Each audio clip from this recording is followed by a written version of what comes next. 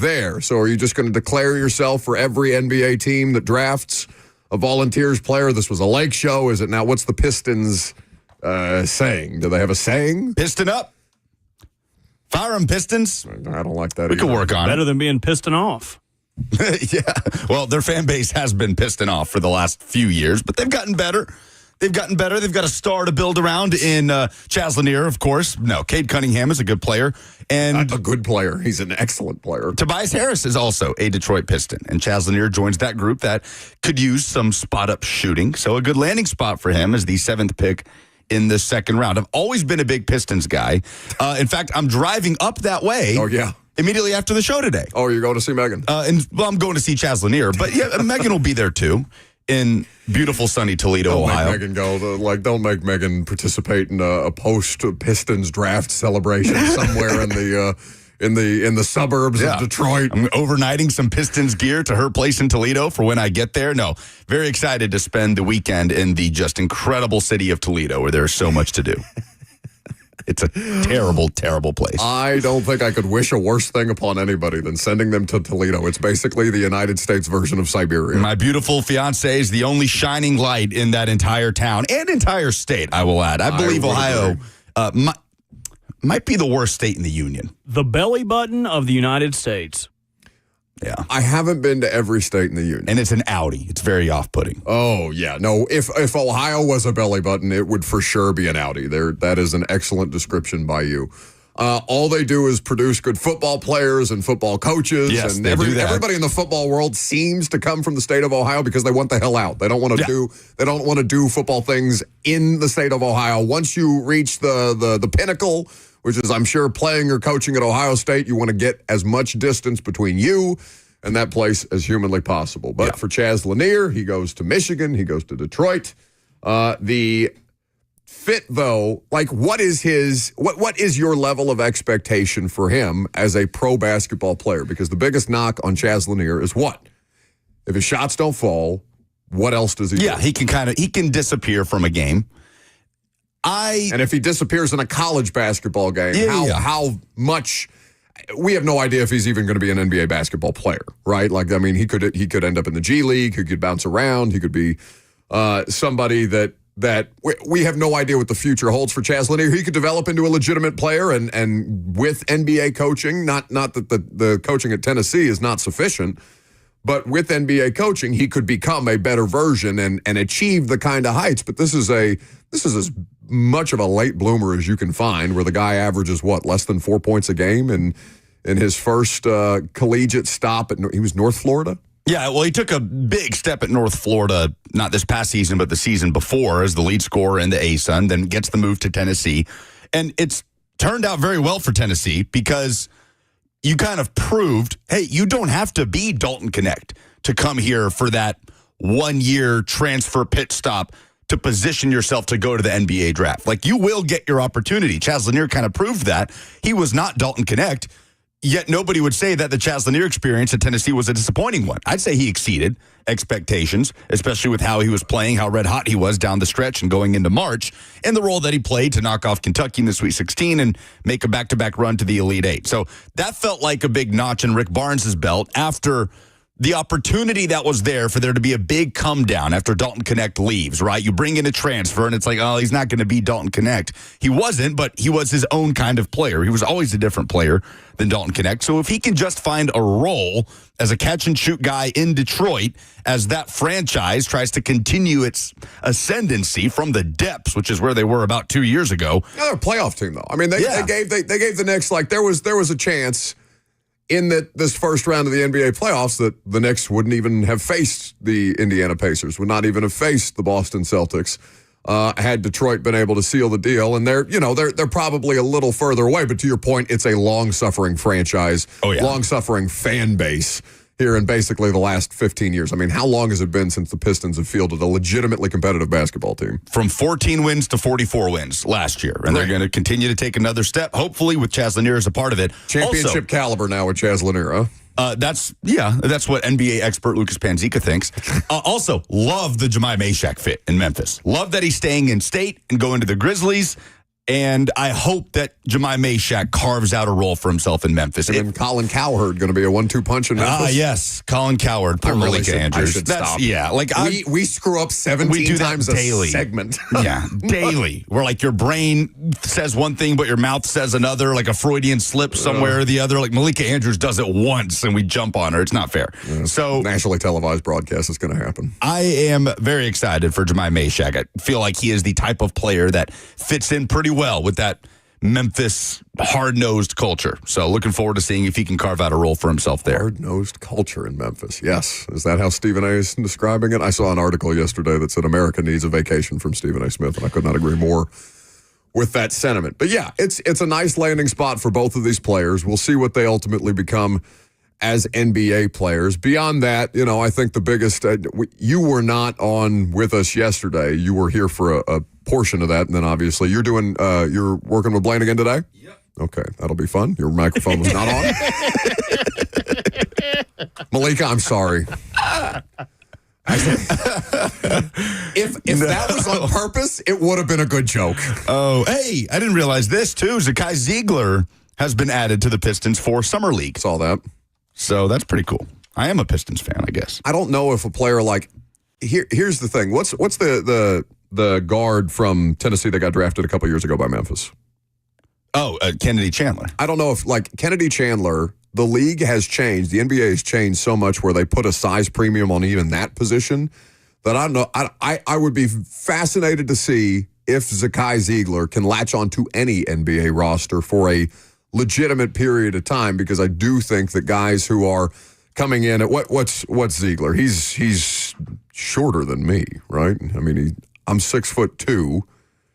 Yeah, Ziegler is probably 5'9", right? Yeah. That's so slightly shorter than Kennedy Chandler. And Kennedy Chandler is somebody who I think is a prototype for the kind of player that the league is phasing out right now. And these things ebb and flow. Everything is cyclical. Football is cyclical. Basketball is cyclical. Doesn't mean that a player like that can't ever exist in professional basketball. But I do think that if you are under 6'2", like the limitations for Brunson were clear and obvious to everybody, right? When they were facing a team that had better length than him, it was way more difficult for him to get his shots off. He's not near the creator that he is. And he's like the best version of that kind of player in the NBA now. And Trae Young. He is the better version of Trae Young. He is what people want Trae Young to be. Trae Young's just on a worse basketball team and plays in a lesser market, and the Hawks are very easily forgettable. I just don't know how recreatable that is, and I think Brunson's even an anomaly in his own league right now. It'll be interesting, very interesting, to see how this pans out for Zakai Ziegler.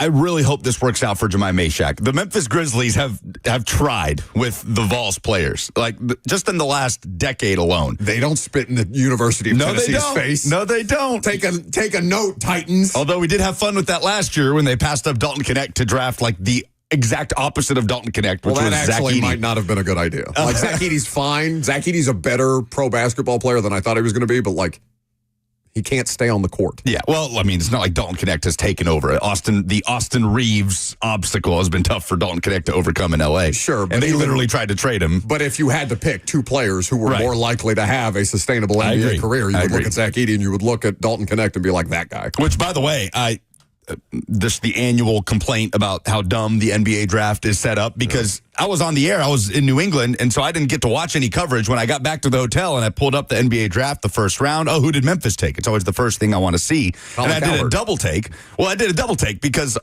on ESPN, next to the Grizzlies logo with the 16th overall pick, it says Yang Hansen, the center out of China. I was like, they took another 7-footer in the first round, but then, of course, he goes to Portland, and they end up taking Coward out of Washington State. So just the annual complaint. NBA draft needs to change how it does things. I, for one, am here for the true small ball. I think that they should field a team of nothing but sub-6-foot people. And that way, when you play the Victor Wembanyama's, the Giannis's of the world, it's kind of like... running through their legs? Yeah, exactly. You nutmeg them. Here's Del Curry dribbling in between somebody's legs. I would love to see Zakai Ziegler try and nutmeg Wemby. That would be great. Don't think that would go well. Well, the unfortunate thing is that he can stuck in his belly button. His arms are long enough that he could scratch the back of his leg standing straight up. Yeah. So nutmegging him would be difficult. But I think if someone was going to do it, the strategy has flaws. It has flaws, but it just needs someone to perfect it. I Googled what do Pistons fans say? Like, what's their catchphrase? And Google AI has delivered. Google AI is terrible. It's hilariously terrible. No, sorry, I was laughing at Google AI. Its answer is Pistons fans are known for expressing their displeasure through chants, particularly when they feel a player is flopping. Here's a breakdown of some specific chants from Pistons fans. Flopper, bleep you, Brunson. Yeah. And the third one, sell the team. Yeah, that's right. That's what AI gave. They gave me sell the team when I asked, what's a thing that Pistons fans like to say? Please don't shoot me. Well, that may be the most accurate thing that Google AI has ever produced. Sell the team. 615-737-1045 is the number. It's a Friday. Vibes are high. We're going to see if we can't raise morale around here a little bit. It is the NHL draft, the first round of the NHL draft. The Preds are picking 5th after the lottery situation kind of banged them out of a better or more premium pick. I would not pretend, again, to be an expert in NHL draft prospects, but we will keep you updated with the latest. Perhaps after the draft is concluded, we can call our buddy Alex Doherty and see what it is that the Preds did and how much consequence these young players can come in and make, or how much of a difference these young players can come in and make when the Preds feel, of the three of them, they feel the most stagnant. Of the 3 professional sports franchises in this town, Nashville SC is a wagon. 12 unbeaten results. They're excellent. B.J. Callahan in his first real year. I know he was on the job, halfway through last season? Yeah, 9 MLS games last season. So, it's if you want to do the rookie year for anybody or the mulligan year for anybody, it'll be B.J. Callahan, and he's delivering at this point in time. When is this game against Philadelphia? Next Saturday. It's a huge game. They do play tomorrow night in D.C., so that game will be on the air here on The Zone, a 6:30 kickoff against the D.C. team that they had a scoreless draw against at home and felt like they should have won. A D.C. team that has had its struggles this year, so they'll look to get the win on the road tomorrow. But yeah, that Philly game looms large next Saturday night. 615-737-1045 is the number. If you want to get involved, you are welcome to do so. Facebook, YouTube, Twitter, and Twitch, like I mentioned, is where you can live stream the show. As always, you have headlines? I sure do. NFL headlines are next.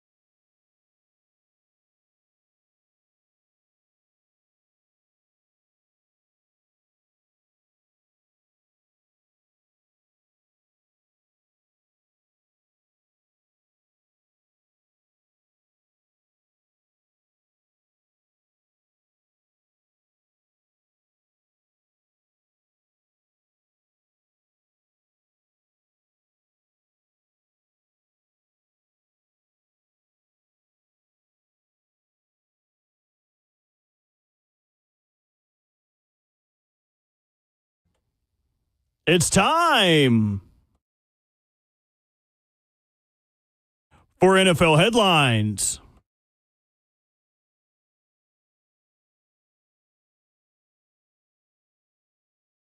With Lucas Panzica. You know, the more we play that music, the more it sounds like something when you're playing like Pokemon Ruby or something, and like the battle music. Oh, yeah. Like there's parts of it that make me feel like I'm about to roll out Charizard for I don't even remember. Kind of right here, like a big battle. Oh, not here. This would be the lull when they're showing the credits after you beat the Elite Four. Yeah. I'll work on some battle music for next time. Please don't give him an excuse to just start playing Pokemon on his phone again. Hold on. I'm not playing it on. Okay. You are literally playing Pokemon games on your phone because you figured out how to what? Emulate is the word.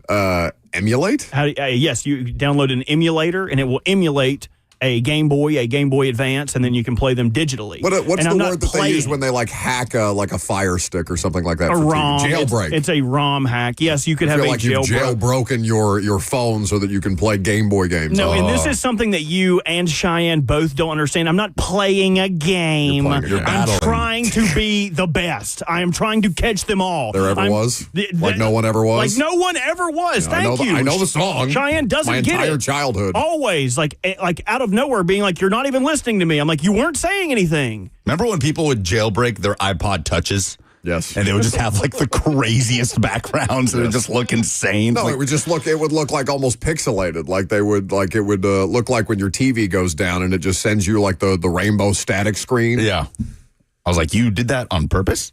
Are there actual headlines? There's no football.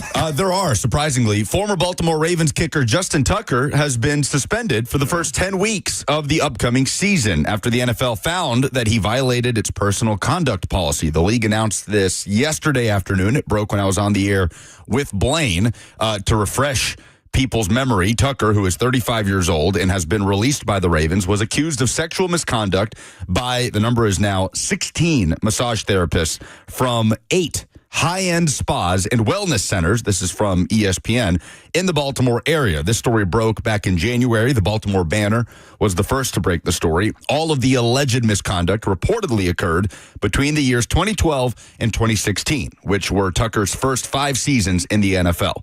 The Ravens released him back in May. Of course, it did follow his worst season of his career. He is the league's most accurate kicker. He is, by many metrics, the best kicker in the history of the National Football League. I still can't. The Ravens are so full of it for calling it a football decision when they cut him, by the way. It's garbage. There's plenty of... Again, I think the Ravens would have released him anyway. They have the football to back it. If he had another all-pro season last year, sure, I would agree with you.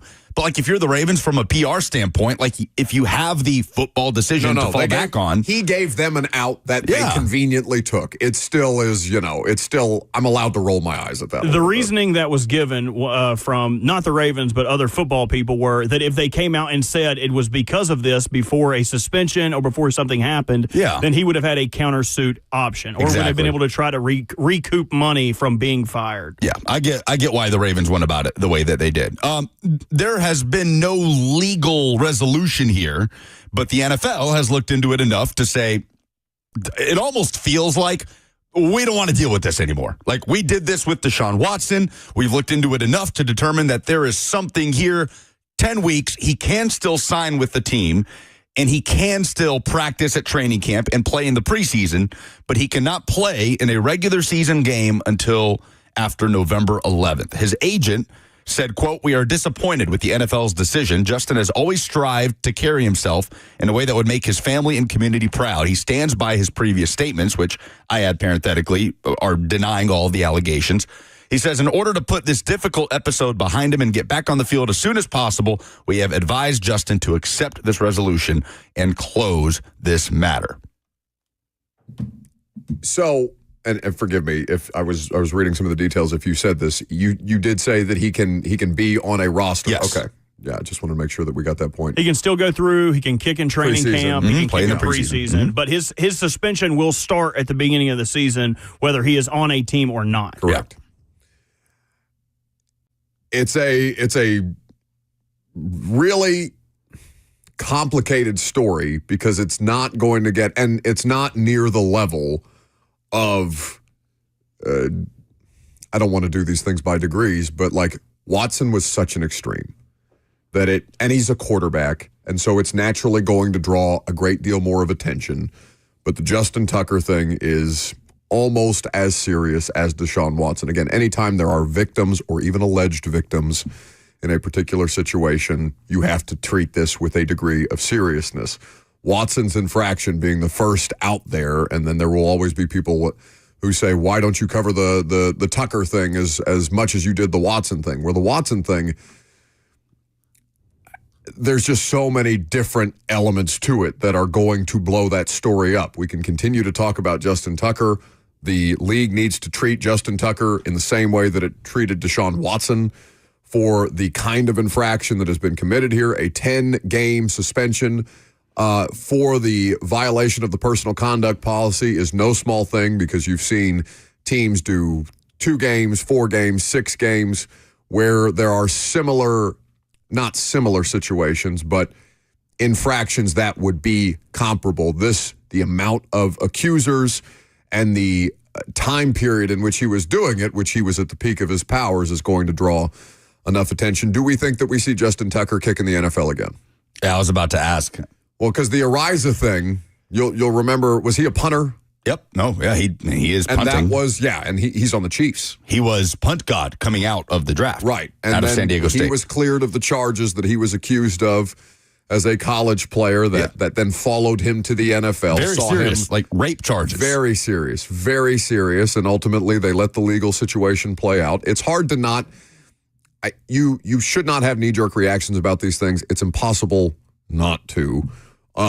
Just where human elements come into play, especially when you're talking about, and again, I'm not comparing Ariza's situation to Tucker's situation.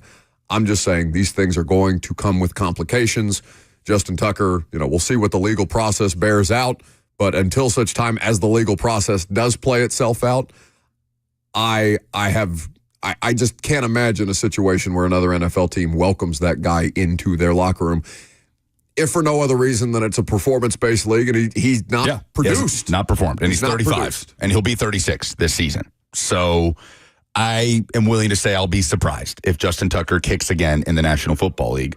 With that said, it feels like we're in a time where it's hard to find 32 good kickers in the NFL. And a guy with his pedigree, understanding the legal matters behind it, who knows? Never say never. It doesn't sound like he is officially retiring, so maybe someone will give him a shot at some point later this season for a playoff push or something like that. Because Jael on YouTube asks, can the Titans bring Tucker into camp? Yes, they can. They absolutely bring him into camp. They can have him work out. They can have him go through training camp. They can have him literally kick in the preseason if they wanted to do that. But they didn't sign another kicker to compete with Joey Sly. I feel like, maybe they bring another guy into camp just because, but I don't know. They don't seem that interested in adding another kicker. And why would you want anything to do with this?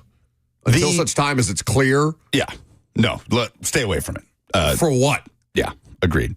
The Tampa Bay Bucs have signed head coach Todd Bowles and general manager Jason Light to multi-year contract extensions. That was announced on Thursday. We don't have terms, but Jeremy Fowler reports that Todd Bowles' deal is a 3-year extension through the 2028 season.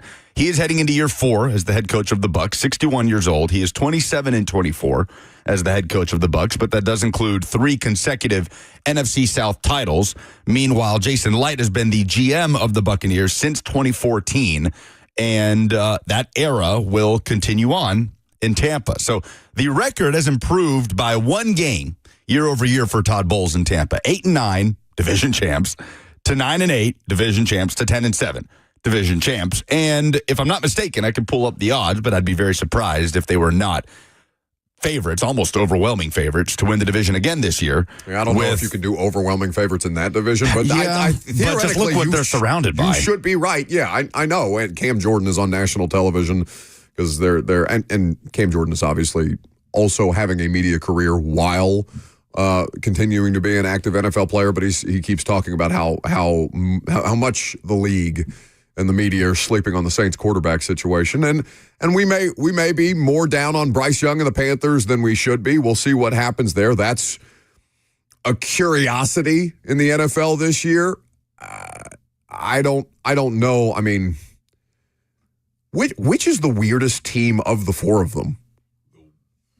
Turn your microphone on. That's 0-2. Jesus. The weirdest. It's probably what do you mean New by Orleans. weirdest? You don't know what to do with them. Because Carolina, theoretically, playing good football at the end of the year, Bryce Young starting to at least make strides, starting to show you signs of why that player was worthy of being a number 1 overall draft pick. But I don't know. I don't know what to do with Carolina, like in the landscape of the NFL. I don't know what to do with New Orleans in the landscape of the NFL. I have no idea what to do with Atlanta. Yeah, they all have their own. They're all weird sort of fascination. Tyler Shuck has not signed his rookie contract. Things have changed, right? I mean, Tyler Shuck is drafted into a spot where suddenly he's probably the guy. I'm the captain now, right? Like Derek Carr was still a member of the Saints the day they drafted Tyler Shuck in the second round. So. If you're Tyler Shuck's agent, you're saying, hey, price has gone up if he's our starting quarterback in 2025, which was not a guaranteed thing when they called him on draft night. I think I would roll with the Falcons as the most intriguing as Michael Penix goes into year 2. I don't know. It's tough, though. I look forward to our NFC South preview when we discuss the most interesting thing about that division. So one of the reasons that the second round picks is the most unsigned round currently out right now because the Texans signed Jaden Higgins, who was a 34th overall pick, to a fully guaranteed contract. So now every other second round pick is like, okay, if he got a fully guaranteed rookie deal, why don't I get a fully guaranteed rookie deal? So that is what the holdup with most of the second round picks. Most second round picks right now remain unsigned. Yeah, because I don't think Femi's agreed to his deal either. Everybody is hooping and hollering and dickering back and forth with agents about, which is fair, right? You would do the same thing. I would expect my agent to do the same thing. You don't have to sign yet, but most of them are working out at their respective camps. Unlike first round pick Shamar Stewart. Yeah, but even he's in the right. I don't think I've swung more on an issue where I was like, all right, what's this kid doing? You know, and then understanding more of the details as it came out. And I have never been more pro Shamar Stewart, I think, at any point in my life. Yeah. It was funny because after the week of like Adam Schefter and like a bunch of people being like, this is unprecedented. I don't know why they're trying to do this. So many Bengals beat writers and fan cast were like, I actually talked to the agents and this is a pretty standard contract. It's like, shut up. No, it's not. Why would everyone else, like the smartest people in the free world of sports media, coming out and saying, this is stupid, they're trying to rake him over the coals, but no, fans are going to go, oh, yeah, they do this with everyone. Shut up. Shut up. Listen to Adam Schefter and his webcam microphone. I just think as a general principle, just shut up. New pass rusher just dropped. The Browns have released 30-year-old Ogbo Okoronkwo, who had 1 year left on a 3-year, $19 million contract that he signed with Cleveland back in 2023. Former Ram, former Texan. He was in Houston for the 2022 season. 3 sacks last year, 5 tackles for loss, 6 QB hits. His career high as a pass rusher was 2022 with Houston, where he had 5 sacks, had 4.5 in 2023, his first year with Cleveland. So another name floating out there in case the Titans look to add pass rusher help. But that is not the most interesting thing that has come out this week surrounding the Cleveland Browns. The most interesting thing has been Deontay Johnson's podcast interview on the Sports and Suits podcast with Steven Garcia. Y'all remember Steven Garcia? The South Carolina quarterback? Yeah. I had a moment yesterday where I'm back there prepping for the show with Blaine, with Jackson. I was asking him to pull this audio from the podcast. And I mentioned, like, yeah, Steven Garcia hosts this podcast. And I got the blankest look. Who's that? Oh, with Jackson? Yeah. And so, I'm 29. Not going to act like I'm walking around with a cane, but still starting to get those moments. You're like, you might as well be for as many kids. Yeah, you don't know who's. Come on. Look, he has foot injuries. He's got ankle injuries. He's got back problems. Yeah, I know. So, Deontay Johnson, we've already mentioned that he projected Kenny Pickett to be the starting quarterback for the Browns. But this is really what made waves, was this segment of the podcast where he's talking about, of course, to refresh people's memory, the instance last year in Week 13 when he was a Baltimore Raven. They were playing the Eagles And going into the fourth quarter, they asked him to go into the game. He refused to go into the game. They suspended him and then released him. He quickly joined the Texans and then was waived by the Texans for being, quote, a distraction, according to their head coach. Was back in Baltimore, who then released him again. And now he's in Cleveland, signing a deal that's basically vet minimum. And this is Deontay Johnson explaining why he refused to go into the game that night in Baltimore. So Carolina, and then I went to Baltimore. Baltimore, that was a tough situation for me. Like I love the players and stuff. Like I love the organization, but it just wasn't for me. Like just going in, like I checked out mentally when I got there. Yeah. I just felt like it's a mental game. I wasn't getting used, like, you know what I'm saying? And I want to say like used as being selfish, like just feeling a part of a team. Yeah. I just checked out, and then that one game I told him I wasn't going in. Do you want to talk about that? We can. That's a pretty wild story. It's kind of funny. I wasn't getting into like no run plays, no like passing plays, no nothing. Wasn't it cold as shit? You said? Yeah, it was cold. So I'm on the side, 41 degrees, standing there, like just going to the heater back and forth, like just waiting to hear my name called. Yeah. So fourth, like end of third, going into the fourth or whatever, they're like, "Tay, we need you." I'm like, nah, I don't think it's I don't think it's a good idea for me, like, cause like I was thinking about like my legs. I don't want to go out there and put bad stuff on film. Right. And ice cold at 41 it's not like degrees. I didn't want to go in the game, but you gotta think like leading up to this point, I done been through so much, and like you said, man, you were kind of checked out. I checked out mentally. I was like, whatever happens. Like I was just rolling with the punches at that time. So I told him I wasn't going in. I was like, I understand what you're saying, like, but I'm not gonna go in. So that's Deontay Johnson talking to Steven Garcia on the Sports and Suits podcast. Did you guys watch him play last year? In the games that he appeared for the Ravens? Deontay Johnson? No, I didn't see I know you did. Yes, you put plenty of bad things on film without going out there with my legs cold. Oh, it's so cold. Everyone else is playing. 41 degrees. Everyone else is playing. 41 degrees is crazy. It's crazy. Why did we trade for him? You traded for him? Hold on now, Skeeter. Don't be getting your skis above nothing. We traded the first pick in like the 6th round for the 33rd or the 31st pick in the 5th round. It was a pick swap. You traded for him because he was a good player. He was. For multiple seasons in Pittsburgh. He was an all-pro returner his rookie year. Yeah, but he was an 1,100-yard receiver his third year. In Pittsburgh, though, right? Yes. If Pittsburgh gets rid of you, it's a red flag for all the different things that they have put up with under the Mike Tomlin era. He had behavioral issues in Pittsburgh. The difference is he produced, so people are willing to overlook that. And then when he goes somewhere else that's not as stable, he'll fall off. George Pickens, looking forward to seeing how that works out. Dallas.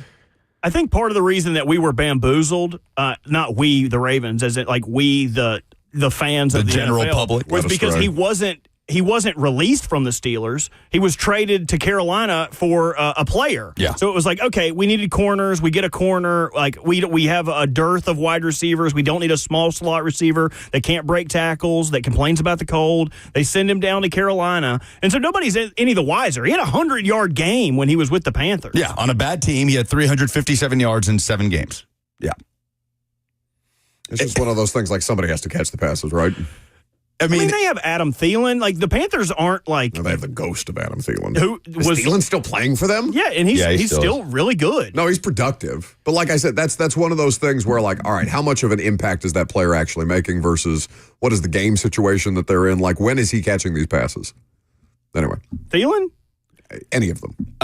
Do we have the audio of him talking about Kenny Pickett, Robert? I can grab it real quick. Because it's just funny. You got to hear the way he ends this clip. Just ripping Kenny Pickett? Well, no. I mean, he's saying he thinks Kenny will be the starter. But before that audio, we don't need to play this. But they also played together in Pittsburgh. So, like, why wouldn't he say that guy?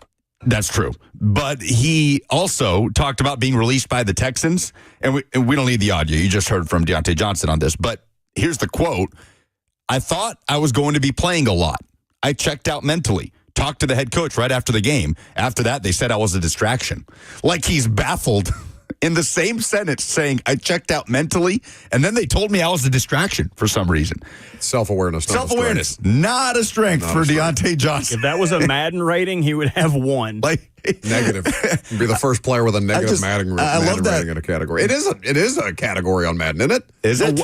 Not accountability or something? No, awareness. Awareness. Isn't awareness a category? Awareness. Maybe self-awareness. Not self-awareness, but awareness. At no point in these clips is he saying, like, yeah, my attitude wasn't right. Like, he's being very matter of fact, like he was in the right on all of this. Anyway, this is Deontay Johnson talking about who he thinks will win the Browns starting QB job. I've been seeing Kenny going, like, right now with the ones, and then Joe would come in. I think they're probably going to roll with him just, like, to see, like, just coming off the season he was with Philly. Right. And having the Super Bowl. So I think they're going to stick with him through preseason. And then, they can live with what Joe brings to the table. Yeah. Is Kenny still wearing gloves? You know it. He's not going to take them off. Are his hands that small? Yeah. They're not that big. Kenny Pickett will never escape the small hands. Well, I mean, it's not allegation, it's fact. I just love his own teammate saying, yeah, they're not that big. I want the guy to win the quarterback battle that I know will throw me the ball. That's all I hear. As a Ravens fan? No, I'm saying that's Deontay what he Johnson. hears. Oh, Deontay Johnson. I see. Yeah, that makes sense. Those are the headlines? Yep. All right. 615-737-1045. We've got an SEC stat of the day next.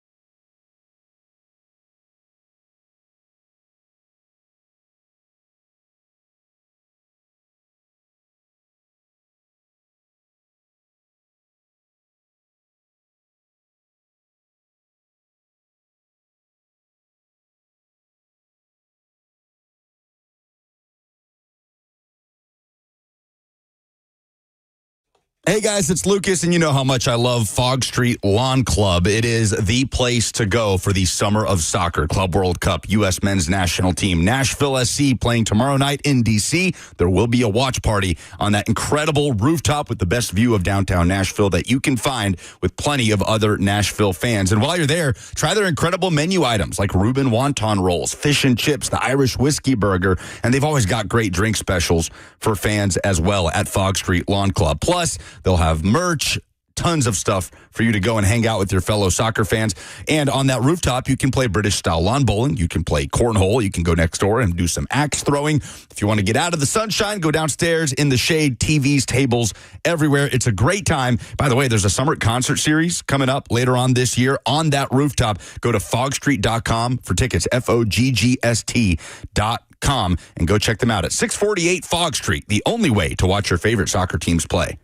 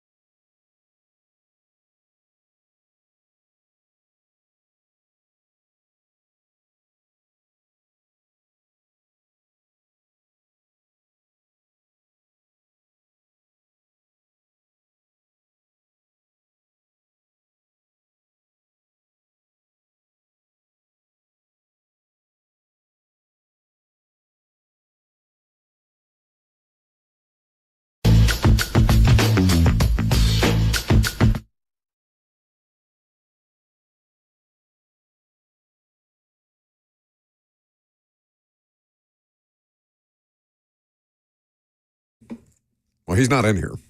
What do we do? Welcome back to the show. Do you have SEC stats of the day back there? We're literally in the middle of the segment. Get in here. What? Yeah, I know. What? Let's go. Your stat of the day music played. Now we're just biding time with the Pokemon battle music. What happened? I didn't even have time to go to the bathroom. It's that time of year, bud. That's time of year. Okay, the SEC stat of the day. 13 SEC players drafted in the NBA draft this week. Is that what you're going to do, by the way? Just anytime we get into an awkward situation, you're just going to play Pokemon battle music? I don't hate that. Oh, that's fantastic. 13 SEC players. That's the most of any conference. I will add 3 of them Florida Gators, 2 of them Tennessee Vols. Chaz Lanier, 37th overall to the Detroit Pistons. Jemai Mashak lands in Memphis with the final pick of the NBA draft. He doesn't get anything for being the final pick. They don't do like a Mr. Irrelevant parade and free vacation and endorsement deal the way they do in the NFL. I feel like you should get something for being the last pick in the NBA draft. I digress. 5 SEC players drafted in the first round. 8 SEC players drafted in the second round, and only 8 ACC players drafted. Oh.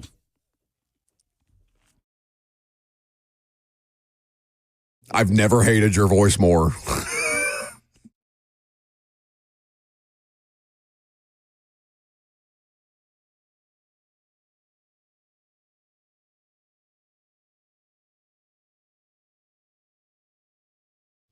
All of you SEC people, dude, you can't wait to be like, look how many people we got drafted. Oh. I'd just like to add. So we tied our own record. Well, you weren't here yesterday. While is that his version of me laughing at the pores? Yes. Where we have to talk about, you guys got to know how many SEC people. We don't care. Well, they might care. That's my version. That's my version of Buck pointing and laughing at the less fortunate in this world. I've never done that. Did you know, Lucas? You two don't count. When's the last time the SEC had the number 1 overall pick in the NFL draft and the number 1 overall pick in the NBA draft? When's the last time that happened? Go ahead. It's never happened. Never. Do you know something I heard the other day that was interesting? I can't remember what I was listening to, but you know an NFL coach has never been ejected from a game? Really? I thought that was crazy. We have to change that. They just get fines. They've never been kicked out of a game? It's the NFL's version of white-collar crime. I'll just write you a check. That is kind of shocking. Like every other sport. That's what I'm saying. Every other sport.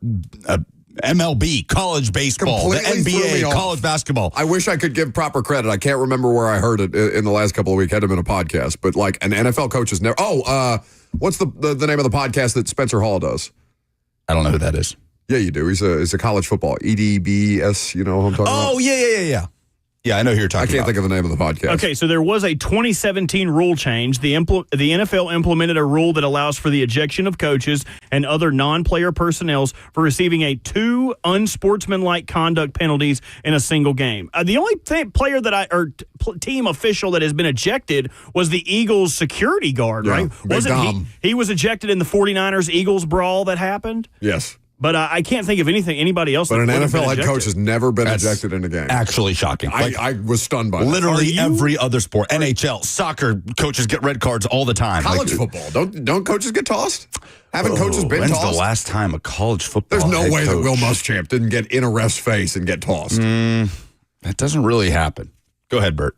No, I just want to know if Buck is also part of SEC big media trying to distract people from the ACC being the actual basketball conference. I was just trying to get away from the idea of the two of you painting an image in the audience's head of me pointing and laughing at poor people. Yes, that is you calling people. You two don't count. I'm sorry, did we coin the phrase the pores? I believe that is something that you have said over and over and over again. So don't be putting that on us. The most 2 recent ejections in college football. Sonny Dykes at TCU. Okay. And Scott Loeffler of Bowling Green. Yeah. And Eddie George is now the head coach at Bowling Green. Loeffler was ejected after receiving 2 unsportsmanlike conduct penalties in the same game. So I assume that is the... So it does happen in literally every other sport. Happened, but yeah, the NFL, I mean, but I guess like what NFL coach do you know that like would lose their mind that way? Oh, Harbaugh. Jim? John? Jim. I feel like Jim would Sirianni be more likely for me. Sirianni for sure. Anyway, I feel like Dan Campbell would also, like, if he just went in a blind, like, meathead rage. Well, yeah, then you have to, like, fear for the safety of the officials. Well, heavy is the weight of the Duke Blue Devils to carry the ACC.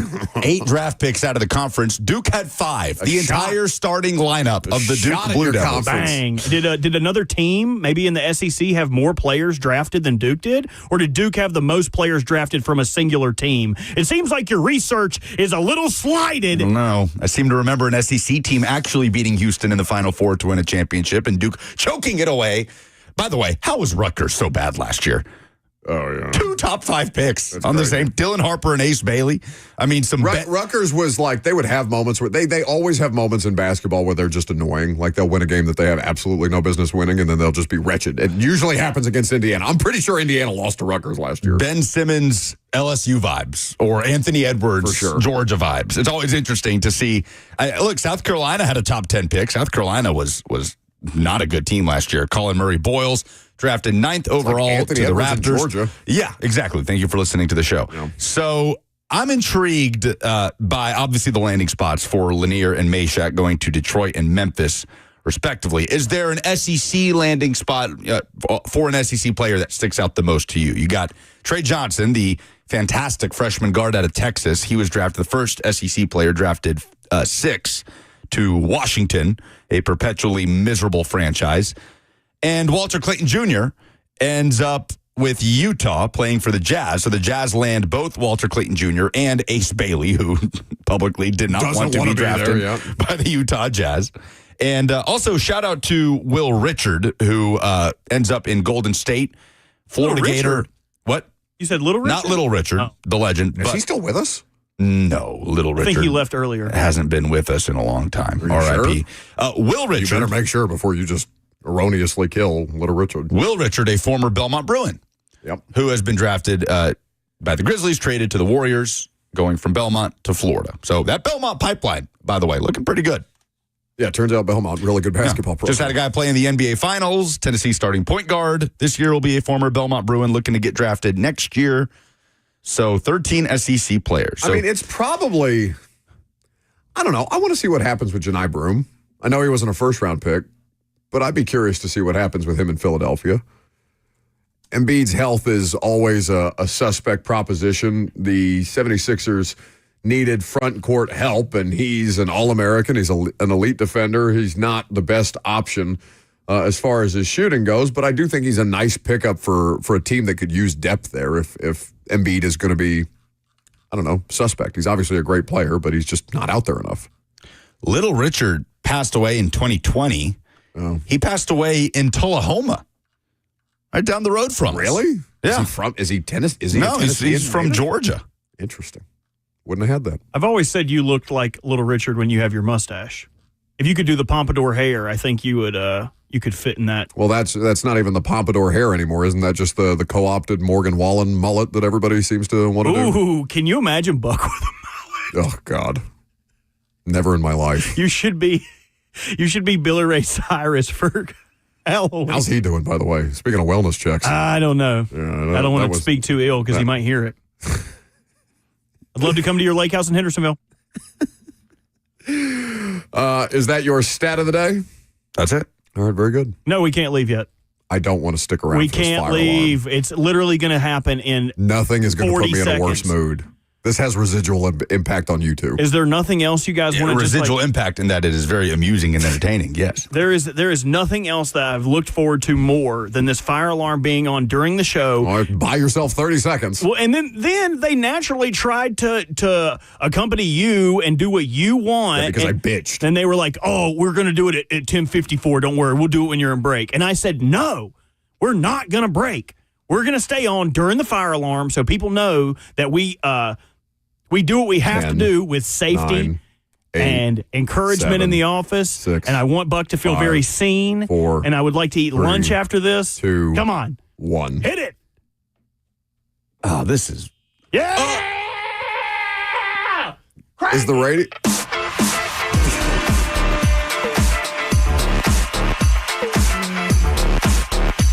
This is all the two of you wanted to do is just have a fire alarm dance party?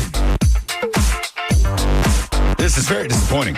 It's terrible radio. It's just, I hope the chat is getting, because the chat can't even hear the music that you're dancing to, right? They can. It's rights free. Hear that, this is rights free. We found the one thing in the world that's rights music, free. Baby. You know what? That speaks to the level of professionalism that we bring to the show. I'm so glad that we could give Lucas and Robert a rave.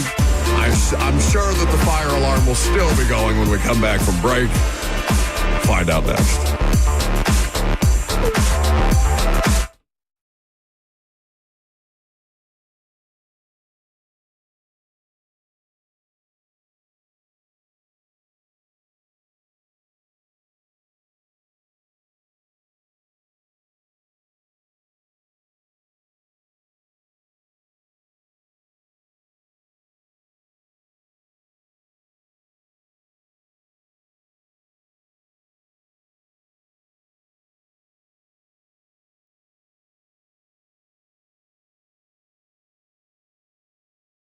The Tennessee Men's Clinic, maybe they can't save you from a fire, but they can save you from ED, or if your testosterone levels have been dipping, if you just feel tired, if you're sluggish, you just don't feel like you used to. Your performance may be suffering as a result, and you may just chalk those things up to the aging process. Doesn't have to be that way. Those things aren't inevitable. That's why the Tennessee Men's Clinic is here to help you. Real treatments, no gimmicks, no online quick fixes that just leave you frustrated. Online pills are too expensive and generic to just not work. At the Tennessee Men's Clinic, their medical providers build a plan around you, your body, your goals, and what it takes to get you back to feeling like yourself again. Whether it's testosterone, ED treatments, or a lot of different treatments that most guys don't even know exist. The Tennessee Men's Clinic is there to serve, just as they have done for over a decade here in Middle Tennessee with their 2 locations in Cool Springs and also in Midtown, close to downtown Nashville. If you want to get an appointment today, call them at 615-208-9090. That's 615-208-9090, or visit them online at TennesseeMen'sClinic.com.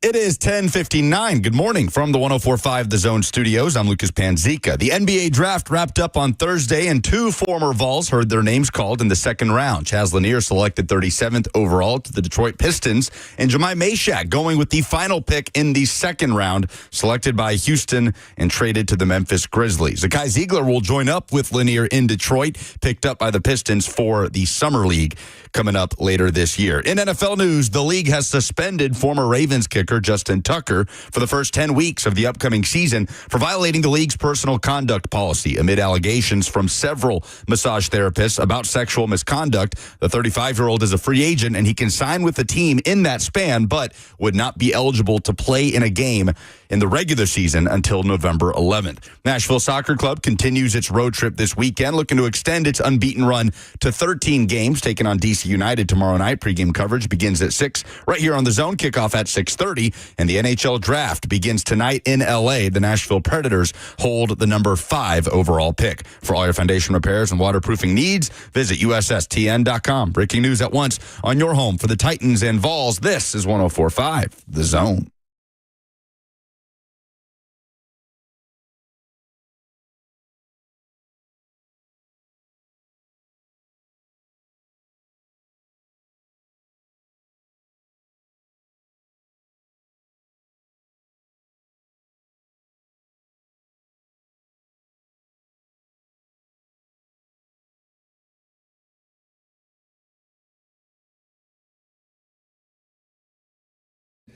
So we are doing the most interesting thing about every NFL division for the next couple of weeks until I guess we probably get through it within the next 2 weeks as we basically kill time between now and Titans training camp.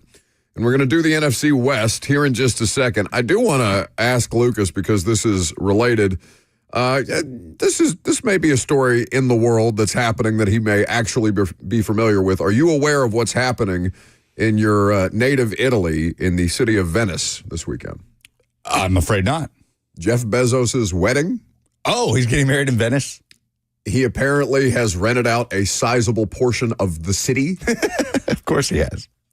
And your Italian compatriots have decided to protest his literal renting out of an entire city. And they have displayed mannequins of Jeff Bezos in a tux all over the city of Venice, where he is doing, any variation of some lewd act as a mannequin. And mannequin or mannequin? Do we know that? Mannequin. It's mannequin. There are plural. That's the plural. There are plural. I don't make fun of Buck when he.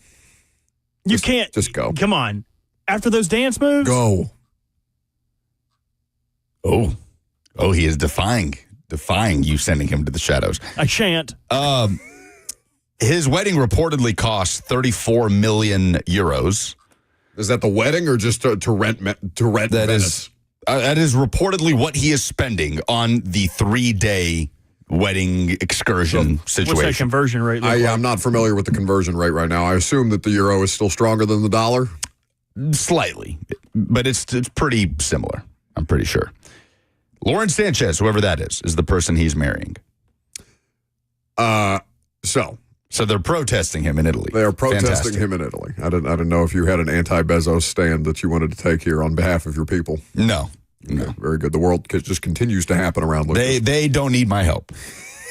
It's probably true. They don't need his money either, it seems like. The NFC West, I don't know if they need help, but they definitely have taken a dip in terms of the level of competitiveness in the last couple of years, where Seattle and Los Angeles both won 10 games last year, which, by the way, if you're looking for any excuse to make for a rookie head coach, Mike McDonald would tell you to kick rocks with your excuses, because he found ways to win 10 games in one of the more difficult divisions. Even if the Cardinals aren't quite a threat and the Niners had a down year, they still won 10 games in his first year as a head coach. Now, no one would argue that the Titans roster, for example, is anywhere close to what Seattle's roster is, where Geno Smith was still quarterbacking them. But by nature of tiebreakers, the Seahawks won 10 games and didn't make the postseason. Los Angeles went in and was the closest thing to upsetting the Eagles of anybody we saw throughout the course of the NFL playoffs. The most interesting storyline in the NFC West is what? I think I might be having the toughest time with this division. With this division? There's something that you could pull from all four teams. The Cardinals are probably the least interesting team of this quartet because what is the most interesting thing about the Cardinals? Can Kyler Murray win in the playoffs? Can they match Kyler Murray's production? Do the Cardinals exist is the most interesting thing. Honestly. There's going to be a week at some point in the NFL season where the Cardinals pop up unprompted and I was like, I forgot about that. Still a franchise. It sucks because they were a super scrappy team last year. They were better than people probably give them credit for, and they'll look at the record and be like, well, that wasn't a good football team. But I don't know. There is something at least worth paying attention to with Arizona. I think they should at least be a fun watch. Like, I'm not going to pretend that I'm going to seek out Cardinals games, especially if they're not competitive in the early going. Like, the only reason that I would be paying attention to the Arizona Cardinals, for example, is if Cosell wants to do the Cardinals on the install. But everywhere else in this division, Sam Darnold, if he can continue this reclamation in his career in Seattle with the money that they gave him behind that offensive line and an array of weaponry that no longer includes DK Metcalf, fascinating, and the 49ers trying to turn things around after, a 6-win season last year, fascinating, and then the LA Rams, after bringing back Matt Stafford. How close are the Rams after literally being a play away from hosting the NFC Championship game last season? It's probably, can the Rams do it again with Stafford on the roster? See, I think I might be, that's, again, we talk about the interesting versus important thing, stealing that Vrabalism that he stole from Ron Rivera. That's the most important, but to me, Sam Darnold's the most interesting. Yeah, because if Seattle takes a dip, like if they win less than 10 games and they've got, I mean, it depends on how they look, I guess, and it depends on where things are in the standings. Like if they're a wild card team and they win 9 games, are people going to be up in arms in Seattle about Geno and Pete moving on to Las Vegas? I mean, how attached is Mike McDonald to Sam Darnold now? His 10-year deal. Yeah, his coaching tenure. That's his quarterback. Yeah. Now they've hedged their bets, right? Because Milroe's not going to play unless Darnold gets hurt, but Jalen Milroe is also in Seattle. And that may be one of the more intriguing fits long term. Obviously, that's not a 2025 storyline unless something, God forbid, happens to Sam Darnold. But Jalen Milroe in that quarterback room is the most interesting. But Brock Purdy on a big contract is also of note here because San Francisco, where would you rank Kyle Shanahan among active NFL head coaches? He's probably up, I would say, no lower down than 5, 6 for what he is renowned to be able to do, which is to generate offense, to take quarterbacks who may not otherwise achieve their potential or reach their ceiling in another system and do things with them that your average offensive play caller would probably not be able to do. Brock Purdy does not succeed in, I don't know, I would probably argue 26 other NFL systems. Maybe Brock Purdy can be a reasonable backup, but Brock Purdy is not this. Yeah. With the vast majority of other NFL teams. Now, Brock Purdy costs a hell of a lot more money now. Deebo Samuel is gone, one of the more intriguing parts of their offensive system. Ricky Pearsall is going to have an opportunity to contribute more this year. Juwan Jennings, I think, is somebody who they really like in San Francisco, and I think it made them more comfortable in moving Deebo Samuels to Washington this offseason. The answer is probably San Francisco, because that's who we've become accustomed to ruling the roost in the NFC West in the last couple of years. Certainly, we don't expect them to take the kind of dip that they did this past year. So how they rebound, and are they a legitimate factor in the NFC postseason picture, or, down the road, are they a legitimate factor? Are they in the hunt? Are they leading the division? What's the range, I guess, for any of these teams? Seattle probably has I don't know. Arizona probably has the greatest degree of variance, because if Arizona comes out hot on the scene this year, are we going to trust them, or is it going to be like that year that Kyler Murray and Cliff Kingsbury got off to a really, really good start? What were they, 8-0 or something ridiculous to start the season, and then they cratered? I mean, I don't know that I've seen a second half collapse. I can't remember the year. That was pre-COVID, I think. I know that you guys aren't, but I think that Cardinals are the most interesting team for me because if they're going to get it done, it is going to have to start happening now, or your head coach is going to get fired. They're going to blow it up. You're going to have to start all over. But look at what the drafts and what they've been able to accumulate since he has been head coach. They've added a left tackle in Paris Johnson. They've added one of the better young wide receivers in Marvin Harrison Jr. They have a top 3 to 4 tight end in Trey McBride. Kyler Murray's your franchise quarterback. How many people know that Trey McBride is a top 3 to 4 tight end other than the people that play fantasy and know that he didn't score a touchdown until like the last week of the regular season or something ridiculous? I don't know. If you don't know that, then I doubt how much you actually watch or care about the NFL. Fair. Like if you follow the money, you know that Trey McBride is one of the best tight ends in the league. But he just got paid. Like prior to him getting a contract, I wonder how much the average NFL fan is aware that Trey McBride is like one of the best tight ends in football now. Yeah, it would be tough. I think Brock Bowers kind of overshadows him because he's a shiny new toy, but also he's more famous than Trey McBride. Like he was a renowned player coming out of college on a national championship team. And he gets the fantasy football buff. Yes. So fantasy football nerds love Brock Bowers more, but he's also a more recognized name. But then on defense, grabbing Will Johnson in the second, who at some points of the draft process last year was thought of as potentially the best corner in the draft. His tape last year wasn't as good as his freshman and sophomore tape. And Walter Nolan in the first round, who some people think could be the best interior pressure-generating defensive tackle in this draft. So I think that they have strung together a couple good drafts, and they were frisky last year. I just wonder when can they break through. How long can James Conner hold on? How long until Trey Benson takes the running back room? Or I just think that there's so many different conversations around what they're doing. Everyone else's is, can they keep winning? That's boring to me. But I can understand why it would be interesting to others. No, it's just like at the start of the season, what teams are you going to be paying attention to that you'll probably lose the thread on if they don't continue that level of momentum? Arizona's up there at the top, right? Where Arizona you can be curious about before the season actually begins. And then if things don't go to the plan, obviously they're on the Titans schedule, so Titans fans will maybe be paying closer attention to where Arizona is in the standings by the time that game comes up in, mid-October, early October, when they have the back-to-back with Vegas and Arizona. Who's first? I think it's Arizona and then Vegas. Either way. It's also it's an interesting thing for local fans to pay attention to because the conversation we had earlier. Draft comps, Cam Ward got several. Kyler Murray was one of them. From a stylistic standpoint, not from a physical standpoint, but from a stylistic standpoint, there were people who were comfortable drawing play style comparisons between Cam Ward and Kyler Murray. And we had the conversation about, is Kyler Murray a disappointment as the number 1 overall pick? Arizona probably doesn't think so. So that, those kind of parallels, those kind of threads are the type of thing that you just keep a side eye on throughout the course of the season. I'd probably go with San Fran just because who's going to be most in the mix, who's going to matter the most by the end of the year. But I don't know if that's not the LA Rams with Stafford. This kind of feels like we're close to Stafford's last ride, right? At 37 years old with the injuries that he's dealt with across his career and a window, a cost-effective defense. He's got Devontae Adams. We haven't talked about Devontae Adams at all in Los Angeles. Cooper Kupp in Seattle. We haven't talked about that at all. The kind of changes that these skill position players may or may not make, we'll see. The Rams are division favorites. FanDuel has them at plus 175.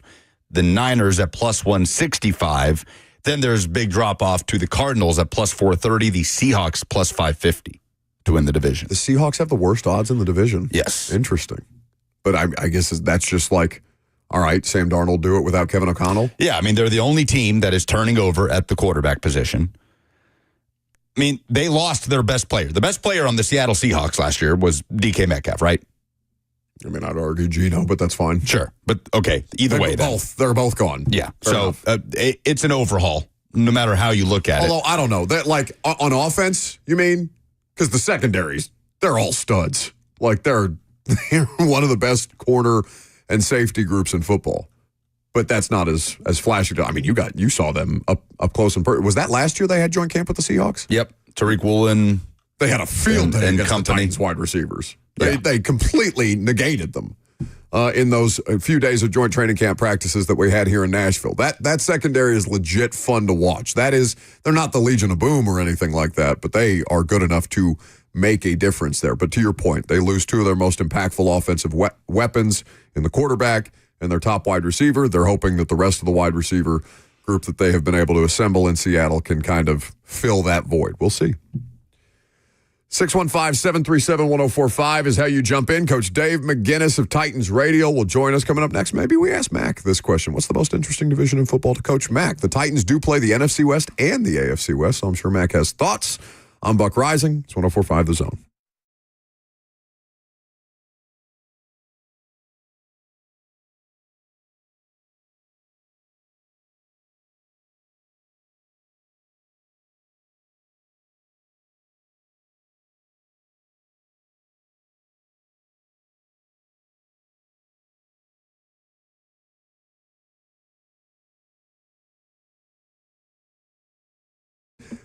Picture this. If you're somebody who works remotely from home and your power goes out, you're banged. You're in a bad spot. You can't get anything done for the rest of the day. And that's just the least of your problems if your power goes down and you have no idea when it's going to come back, because we've been facing all manner of adverse weather conditions here in Middle Tennessee in all 4 seasons, and it happens more and more lately. There's no need to compromise with Mother Nature anymore. Consider owning a home generator from Premier Generators. It could be the smartest investment that you make.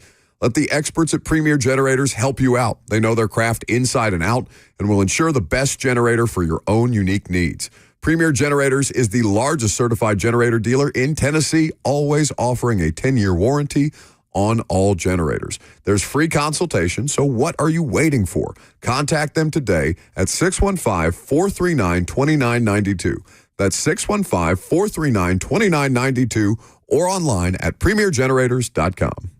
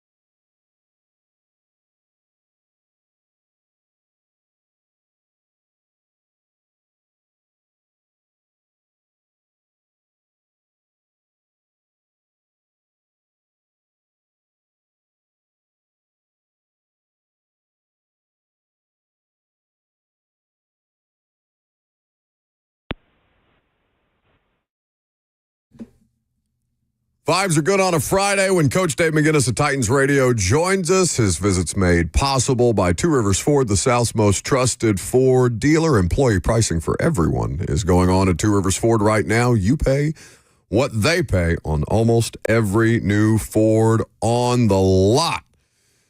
Coach Mack is always good to join us on Fridays at this time. Mack, we've been talking about like storylines in every NFL division, and the Titans do play the AFC West and the NFC West. Personnel changes every year. There's always coaching changes. Things are not status quo year over year, so you try not to assign too much into what a team did the previous season and to what they may be capable of doing in 2025. But like when you look at those four opponents that the Titans will see, or those 8 opponents that the Titans will see, all of them, is there a division that you feel like is more difficult at this point in time, given the level of competitiveness? Well, I mean, they're all pretty close right now. You know, when you follow them, of course, you know, I was in that NFC West for a while, and as you said, though, you said it right. Everybody changes, but right now, I mean, you'd have to think that the Rams are still at the top, you know, at the top of it. But when you start looking at it, I mean, the 49ers are a little bit of an enigma right now. You know, of course, Purdy got the big salary. It amazed me a little bit. Of course, injuries will decimate a team and will really take a notch of a team down a lot. And I think that happened, you know, to the 49ers. But I'd have to say the 49ers, I mean, it's very, very competitive. The team has done a nice job. You know, when Monty Ossenfort, I think, went to the Cardinals, they've done a nice job of putting some players together. And then, you know, I thought Seattle had a decent group of players when, you know, Mike McDonald and that group came in. What was it, last year when we worked out against them? I guess they were here, but they've had some changes too. So it's a very, I would say, and again, I haven't started digging into them yet. But, you know, having just watched them from afar, I mean, they're very competitive within their division. I will say that. With Kyler specifically, Mac, and the Titans haven't seen him a ton in his career, but he's just such an interesting player as far as the traits that he brings and maybe a level of development that, and like you said, you haven't dug in super deep, and we'll have plenty of time once that Titans-Cardinals game rolls around to preview it in more depth. But I just wonder what you make of Kyler Murray, the player. Well, you know, coming out, I mean, he was different. I mean, you either in the eval, you either loved him or you had questions just because. I mean, Kyler Murray's not a really big guy, but he is probably.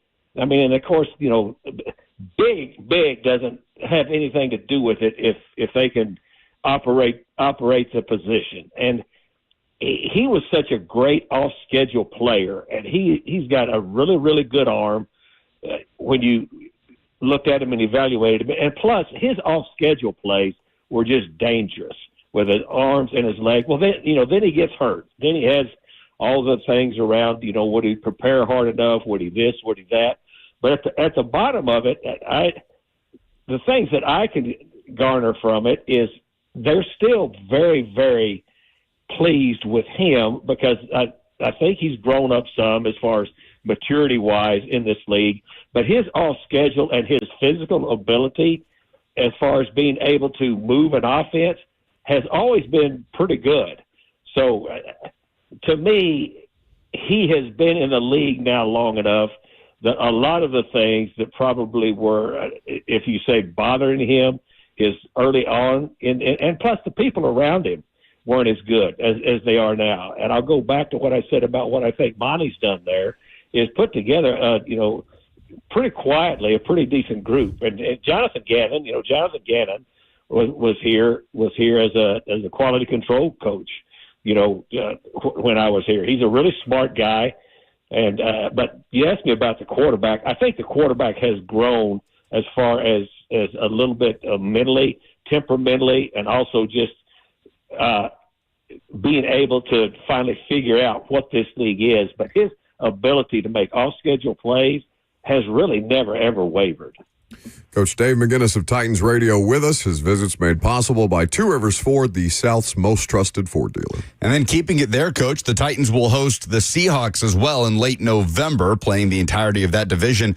Just how intrigued are you to see Sam Darnold try to continue this reclamation story in a different environment, different scheme, offensive line, no DK Metcalf anymore in Seattle? How interesting is that situation to you? What will you be watching for this year with Sam Darnold?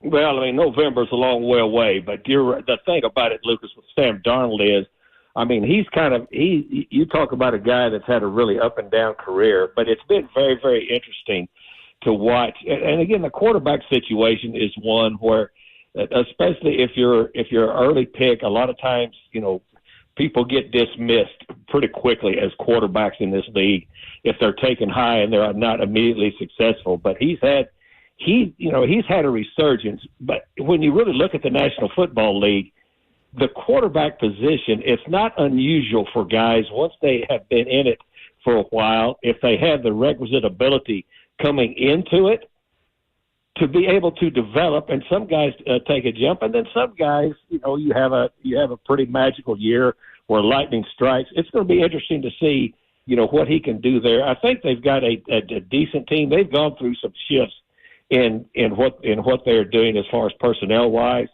but it'll be interesting to see, what Sam Darnold was. But November, though, to me, as to you guys and our listeners, is a long way away right now.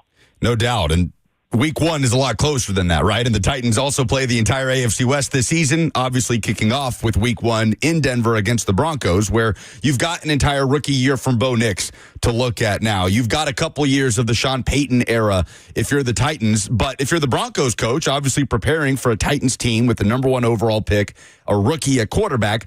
From the Broncos side, you've been in this position. How do you go about starting a season playing a rookie quarterback with different parts and pieces along the way on offense? How do you go about just trying to put that puzzle together on game planning for week 1 against that type of opponent? Well, the team that Sean's got there, right now, I mean, I've started a little bit of work on them because they are the opener. So their defensive front is. And it's really what started carrying them last year, when giving Bo Nix a chance to kind of get traction. But their defensive front, they've got 6 or 7 dudes up there that are dudes. That to me is going to be a huge challenge when you watch and you go back and start looking at what they did on a consistent basis defensively last year. To me, that's where this is going to start. And that's going to be a major, major test for the revamped offensive line for the Titans, jumping right out of the box. Because I have done some work on the Broncos, and that is a strength. That defense is really strong up front. So from that angle, how much game planning can you really do in terms of trying to anticipate the tendencies of a quarterback like Cam Ward that you've never seen play before in the NFL, save for potentially a few preseason snaps, if you're the Broncos defense? Well, they've got plenty of tape. Again, the offense, will be different personnel wise, clearly for the Titans next year. But here's the thing. My point to that was, Lucas, they are good enough right now defensively up front. That's why I started kind of looking at them up front first, because early on, when things are starting to try to piece together, especially the way training camps are now, teams are going to lean on their defense early on in the first, say, quarter of the season, because that's something, if you've got a solid foundation defensively, and then especially subset, if you break it down, if you're strong defensively up front, you don't have to do a whole lot of trickery to begin with, because what you do know, and they were a solid defense last year. They're not going to do anything exotic. It really wouldn't matter who they were opening with. They're going to lean on that defensive front early on. So I don't think they're very much, concerned about, how we are going to match up against a quarterback necessarily. They're going to lean on that front early on in their season to get things going. Now, their quarterback started coming on, and Sean did a nice job tailoring that offense to what Nix can do. But early on, the opener, you need to concentrate on that defense just being able to out physical you, because they've done that last year. You can see that when you start watching their tape. All right, Mac, I want you to kind of like give us a more experienced perspective, which of course you have in spades, certainly versus this show. But when like, for example, we're getting ready to talk about the backup quarterback situation a little later on in the show, and I'm trying to understand the level of value that is placed on the backup quarterback situation, if that changes from team to team, if that changes based on that team's potential competitiveness. Obviously, you're trying to compete in every game. You're trying to win as many games as humanly possible. People's jobs depend on it. But I just wonder if there's ever a conversation amongst the coaching staff like, all right, the backup quarterback situation that we have right now is fine. We don't need a backup quarterback to be as good as we may in a couple of years when Cam Ward is operating at a higher level, when the Titans figure to be operating at a higher level. I wonder how ridiculous a conversation like that sounds to you, somebody who's been in these meeting rooms, been game planning, and trying to put together the most competitive version of a roster, if you understand what I'm saying. Well, to me, the backup, the quarterback is never really thought of until the starter gets hurt, right, Buck? Right. I mean, that's number one. But number two is a lot of it depends on the type of team that you have surrounding a quarterback. With the Titans, you've got a brand new young quarterback that you really, really like the initial look and the way that he conducts himself and what goes on. But again, until we get in there and start throwing live things both ways at this football team, you're not really going to know. So your backup quarterback, to me, Will Levis has got the ability. And let's just I know, I mean, I lived through the season last year just like everybody else did with Will Levis, but there were times when Will Levis, showed that he had a capability in certain times, if he would stay settled down, to be able to help your football team. Now, what you've got to decide, and again, it's a coaching staff and it's a front office decision too, as to where you think that your backup quarterback fits, putting your 53 together. A backup quarterback is important, but I think it's relative to what's going on with your football team at the time. And so to me, I think you're right in saying it's not ridiculous for people to look at the quarterback depth, across the league, but each situation is entirely different. This situation here is pretty unique to me because you still got a younger quarterback that had a really, really rough year last year in patches, but has shown that he's got the ability, and a lot of it depends on how much he has grown, and we won't know that. We won't know that until things really start to heat up. But to me, you make your decision on your backup quarterback once you get into, because you can always go get backup quarterbacks. I mean, you just can. So that to me it's not a high priority, but it's something you always keep your eye on. And here, this is going to be a unique situation, seeing how Will Levis handles what goes on once training camp starts. That's going to be very important to watch.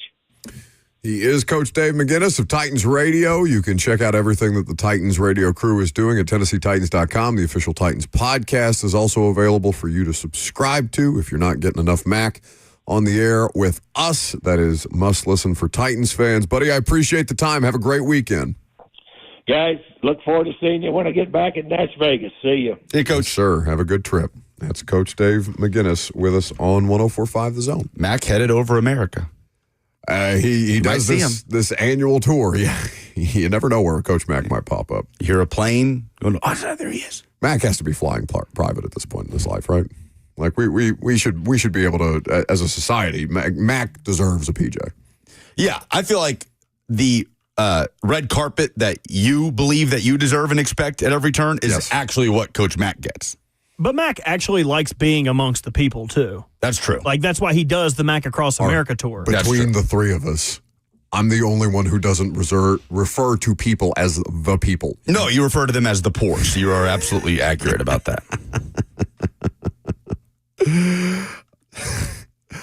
The Levis thing is something that we're going to dive into a little later on, because what Max says there, I think that stretch where Levis came back from the injury, what was the first game? Was it Minnesota, then L.A., and then I think he had a divisional game. I can't remember exactly. Houston was his best performance. Houston was the best performance, a game that he won. He threw a pick six in that, but they were ultimately able to overcome that and an 80-yard return by Dameon Pierce that they allowed on special teams. So I get what Mac is saying about, if he can just hold the water, he can survive in that job. It's just the unknown that you're trafficking in with Will Levis, which is what we're going to dive into a little bit later.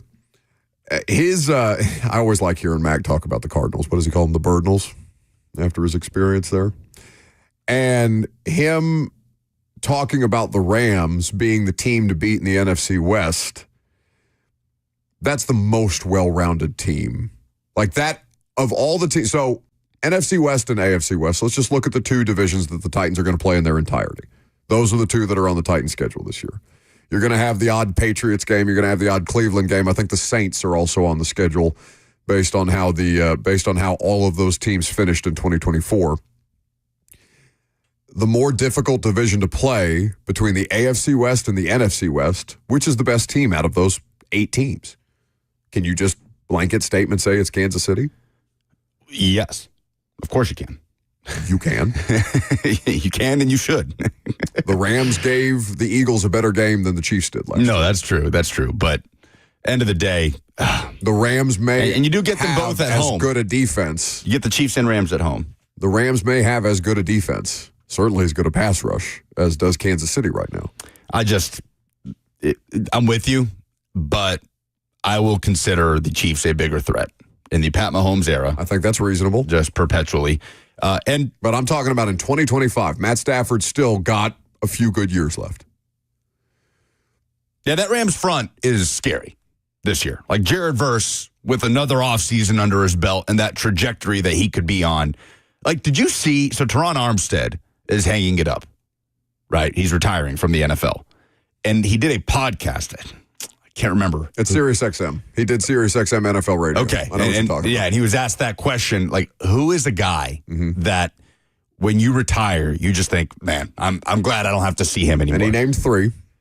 But Jared Verse was one of the first names. No, it was the first name. The first name that came out of his mouth. He's a monster. Right. Like he said, oh, no, I'm good. I'm hanging it up. Let this guy go enjoy a great career. But I think that caught a lot of people off guard to hear him say the young pass rusher out of Florida State, Jared Verse, with the LA Rams. Should it have, though? I mean, if you watched, and I mean, the surprise. I caught a handful of Rams games last year just because they were in prime time. Yeah, he's an unholy terror. But you ask that kind of question, like you expect an established veteran offensive tackle to say. And he did name Myles Garrett, and he did name Max Crosby. Sure. And like that's the names that you expect. I think, all right, I'm hanging up. No longer do I have to try to block this alien, insane dragon defensive lineman in Myles Garrett. Yeah, they drafted one in the first round. But Jared Verse was the first name that he put out there. That said something to me. It's not just that they have Verse, it's that they have Verse and Braden Fisk, his Florida State teammate, and that they're both excellent. Yeah, and obviously former Tennessee pass rusher Byron Young continues to grow into his role. Who has been a way better pro than I could have imagined. Former third-round pick. So that pass rushing unit, that front seven, is young and on one of the best trajectories of a pass rushing front seven unit that are all on their rookie deal in the NFL. Of course, he would bring up the Tennessee player and leave off the ACC player in Kobe Turner, the undersized DT, who is also excelling over there with the Rams. Classic SEC bias. Which, by the way, where did Jared Verse play?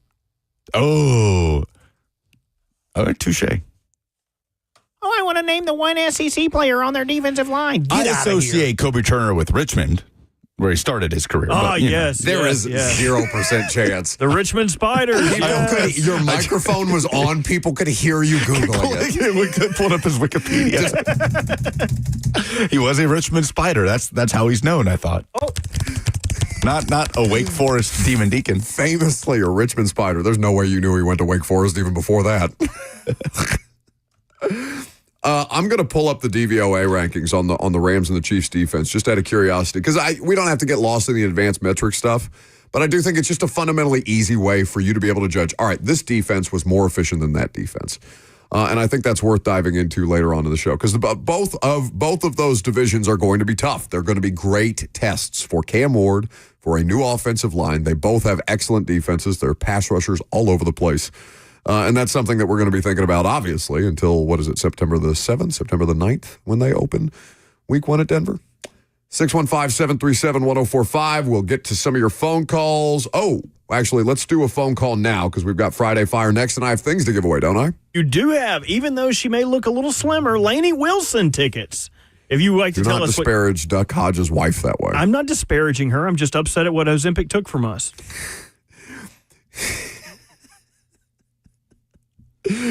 Titan Jones is next. What do you got? Hey, how you guys doing, man? We're good. Okay, let me go quick because I know y'all got to pay bills. All right. So this is my question right here, man. So I want to know what you guys think about the Jags picks. Picking what's his name again? Travis Hunter. Travis Hunter? The first round pick. Yeah, Travis Hunter. My fault, bro. I had y'all on my headphones. I'm sorry. But, yeah, with them drafting Travis Hunter, I want to know what you guys think because if you look at it, I feel like the smartest thing for them to do is take Adore Carter. Because if you look at the Titans, they just signed a left tackle from the Steelers who gave up the most sacks in the NFL last year. The Texans turned around and got rid of Larry Tunsil and got a guy in the second round. Last year they had right tackle problems too, and they might not really found their left tackle yet. The Colts having offensive line problems too. I just thought the smartest thing for them to do was take an edge rusher, but they traded their first round pick to move up a few spots to take a cornerback, and I want to know what you guys think about that. Yeah, I appreciate the call. And they didn't take an edge rusher, period. They took 2 off-ball linebackers. I don't think they need one. Like, they have Josh Hines-Allen. And Jalen McLeod, who they took from Auburn, can play on the edge. He's played it kind of across that part of the field. So I think the thing that made the most sense for them was drafting Mason Graham because they don't have interior pass rush. They don't have interior pressure. They don't have anybody to force the quarterback to the outside, force him out of the pocket, just to make life easier on the edge guys. It's got less to do with who they did or did not draft on the edge to me than who they don't have playing on the interior. We call it opportunity cost, right? We talked about Tavondre Sweat and the opportunity cost of passing. Who offered that trade? The Rams. The Rams offered the trade that the Carolina Panthers ultimately ended up taking in 2024 because the Titans were content to draft Tavondre Sweat. I don't think Titans fans would relitigate that or complain about the opportunity cost of it. But when Braden Fisk went in the very next pick, and you see what the Rams defense looks like, understanding they also took Jared Verse, so their defense is going to have more top-end juice. Is the opportunity cost of Travis Hunter worth what they gave up to go get him? And the Browns ended up taking Mason Graham at 5? Yes, who a lot of people projected to the Jags at 5. Because that filled the most glaringly obvious need that the Jags have, and still, by the way, have. My opinion on the Jags... Yeah, they didn't take a defensive lineman either. Right. My opinion on the Jags is that if Trevor Lawrence hits, it doesn't matter. If Liam Cohen fixes Trevor Lawrence, it will matter. Like, they'll get into some track meets. They may not be able to get a team off the field on 3rd down or something like that. But if Trevor Lawrence hits, he becomes the best quarterback in the division. Yeah. He's already a top 10 quarterback, according to Nate Tice. I think Nate is also banking on Liam Cohen there. And I texted Nate the other day. I go, you made a list. You're obligated to appear on the radio show. So Nate will join us at some point next week. Because yesterday I did an exercise with Blaine, just naming quarterbacks. Who would you rather have as your starting quarterback over Trevor Lawrence? Mm-hmm. I think we got to like 6 or 7 names that I put out there before he said, okay, I'd rather have Trevor than that guy. But still, 6 or 7 in the scope of the NFL. That's not... 6 or 7 names that were not in the top 10 that Nate Tice put out there. Oh, I see. Yeah. I see. But if he gets it right, then the division, everything that you think about the AFC South gets upended if the Jags hit on Trevor Lawrence, like actually hit on Trevor Lawrence. Of course. But it's just crazy that we're still talking about can they hit on Trevor Lawrence in 2025. But you may not have caught this yesterday. I don't know if you were here or you may have been hanging out in the studio eating whatever you were eating, your Taco Bowl yesterday. Taco Bowl. Yep. Oh, I'm so hungry. We'll go to break so you can get your lunch in a second. But the idea of if I put C.J. Stroud, Cam Ward, and Trevor Lawrence all in the same draft class, you wipe what you know about their professional NFL careers. Whatever C.J. Stroud did, whatever Trevor Lawrence did. Trevor Lawrence. Yeah. almost everybody, Titans fan or not, is going to take Trevor Lawrence. Of course, for what they were as prospects. What they were as prospects. Slam dunk. So that's the thing that kind of looms over that. That is the biggest. Well, we're going to do the AFC South stuff later. Friday Fire. What do I have to give away? Laney Wilson tickets. 615-737-1045. Give us your moment of positivity, the thing that made you feel good this week, whether it was your sports life, your personal life, your professional life, or otherwise. Your Friday Fire is what you give us. We can give you Laney Wilson tickets if you give us the best one coming up next.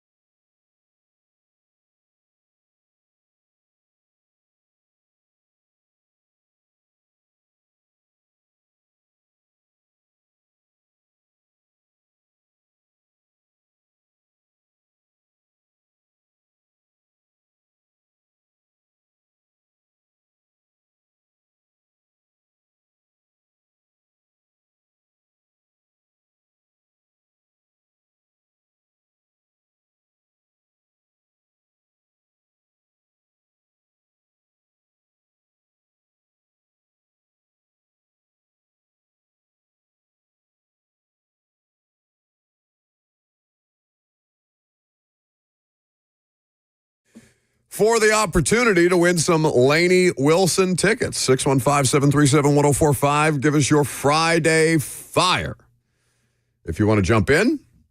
So Lucas just told me about this story, and there's not a recent update that I can find on it other than Josh Allen's family apparently is the purveyors of a pistachio farm. Why would you burn someone else's Friday Fire? Oh, is that what you were going to do? Yes. You didn't tell me that. I said it explicitly. You guys know that I care about Josh Allen and his nuts, and I was going to talk about this farm. I suggested it to him. Okay, that's fine. Because he said he didn't have one. He said, no, I hate him. No. It's fine. You were offered this. It's fine. You passed on this. It's fine. And now you're bitching about the fact that somebody else took it because you don't have one? I have a new Friday Fire. Okay, that's fine. So Josh Allen is apparently he appeared on the first episode of the Like a Farmer podcast and disclosed that his family and his family's business has been pistachio farming. And apparently Josh Allen is interested in continuing the tradition of the Allen family. The Allen family farm located in Firebaugh, California, which is a rural town of just, that's such a hard word to say, of just over 8,000 people. It's about 45 minutes west of Fresno, and they grow other things other than just pistachios, but apparently Josh Allen is particularly interested in the growing of pistachios. Those are my favorites. Yeah, I just gained so much respect for Josh Allen. Pistachio, it's the best nut, and it's just a wise... There's no way you can say that right without side hustle for him. They, according to Sporting News, bring in over $6 million a year. Yeah, they're doing fine. I bet all Josh Allen's pistachios are already shelled for him. He buys the bag without the shells. That's a good poll question. I don't want any of that work. Oh, shut up. What is your favorite Josh Allen is the nut? least likely person to sound like that. He does sound like that. Oh, gosh, Haley, stop hanging out with Michael Jordan. Please do not.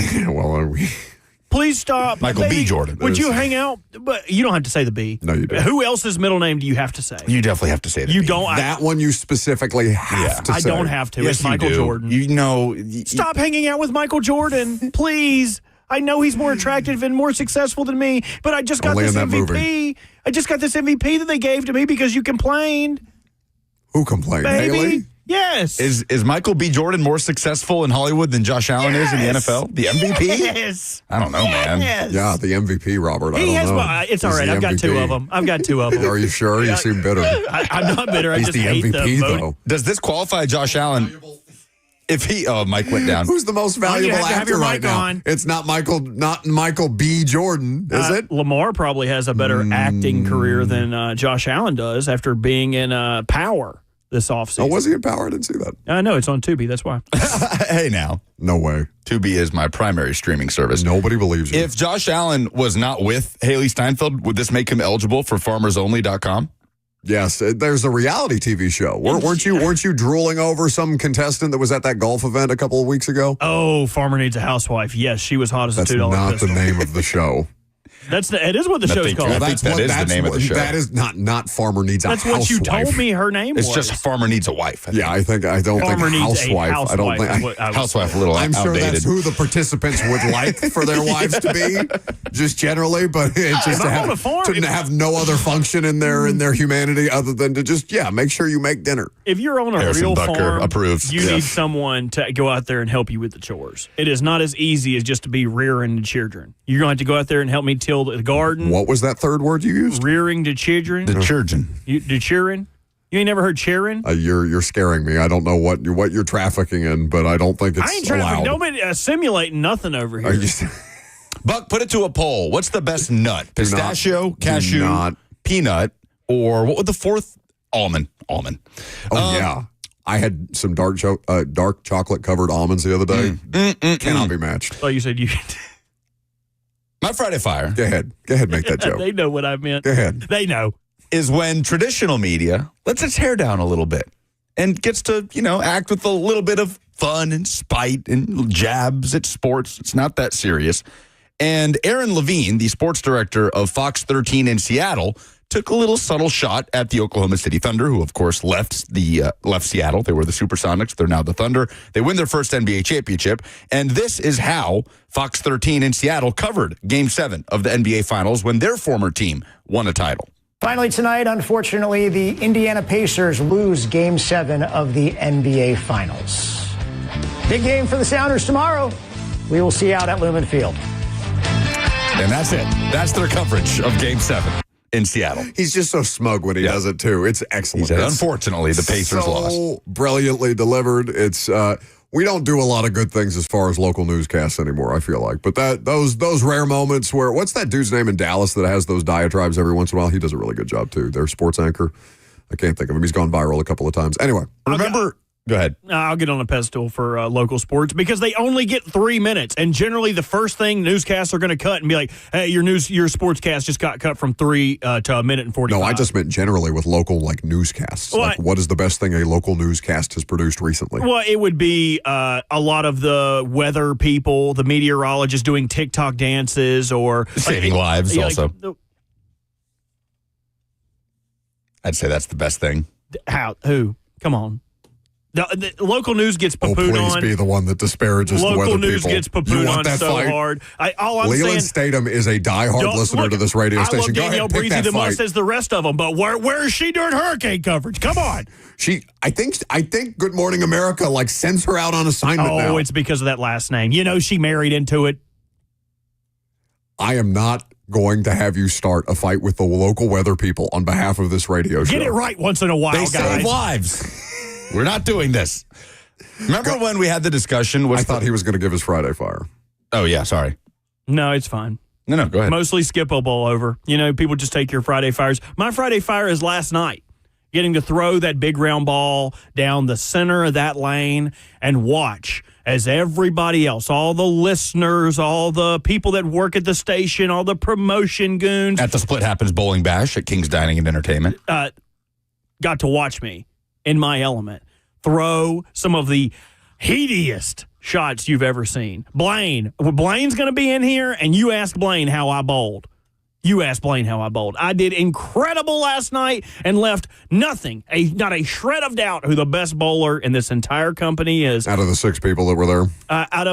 There was more than 6. There was 7, 8. Couple hundred. Maybe 9. He was really good. 100. I was incredible. Lucas, by the way, had a terrible first game. And Dale Hansen, that's the name of that Dallas anchor. Thank you. Lance Savage on YouTube. Then I bounced back. On those big booty cheeks. We'll take your calls for Friday Fire next.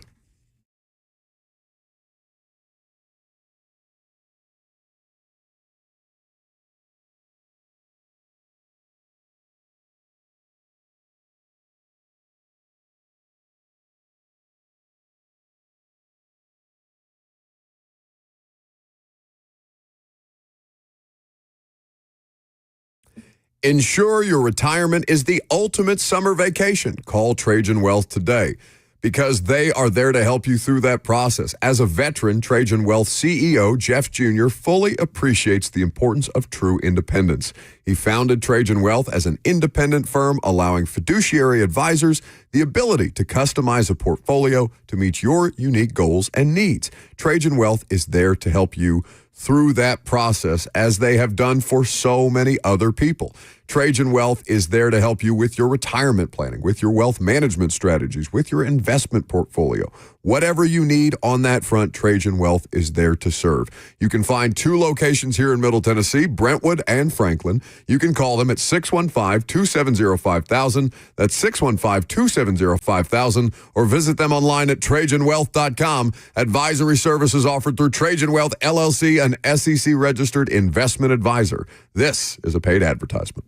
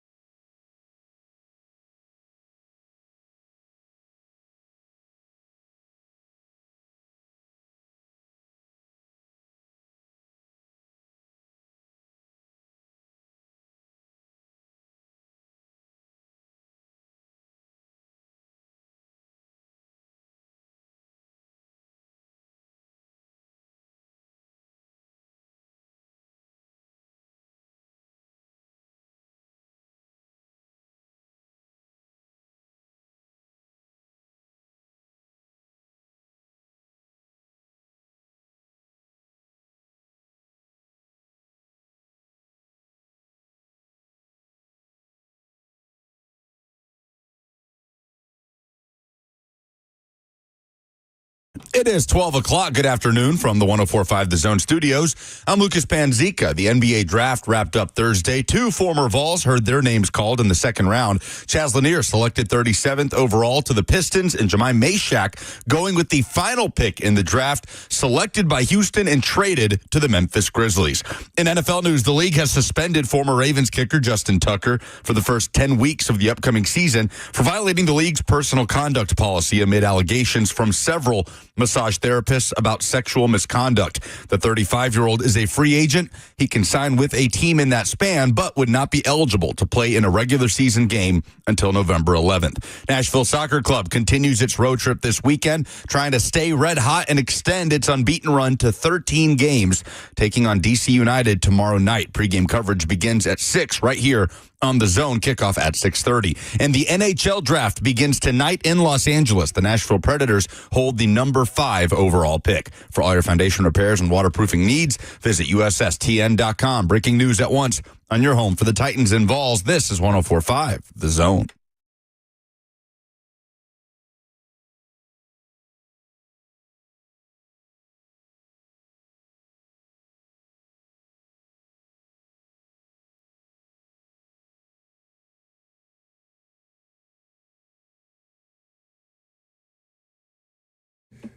We are going to have a discussion about the importance of a backup quarterback. And is it the same for every team in the NFL? It is Will Levis's birthday, so I feel that warrants that discussion. Also, happy birthday to Will. I believe he's 26 today. The Titans posted that it was his birthday. I haven't checked the comments. I'm sure they're not kind. Yeah.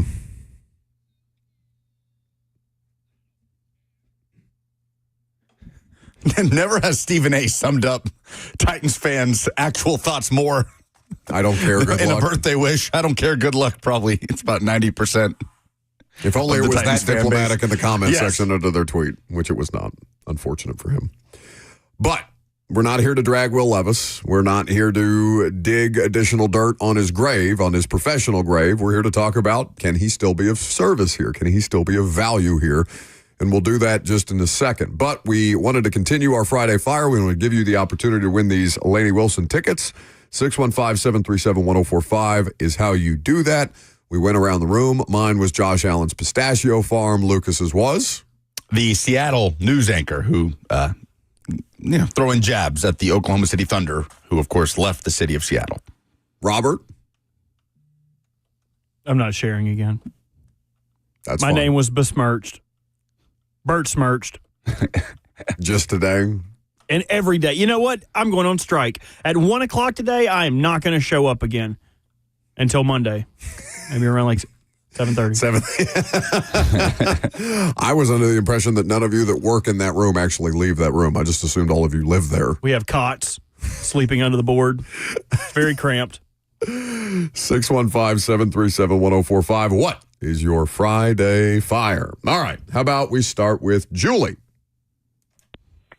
Hey there. So I'm actually going to be leaving on vacation, and I think that's the best rapid fire ever. Where are you going?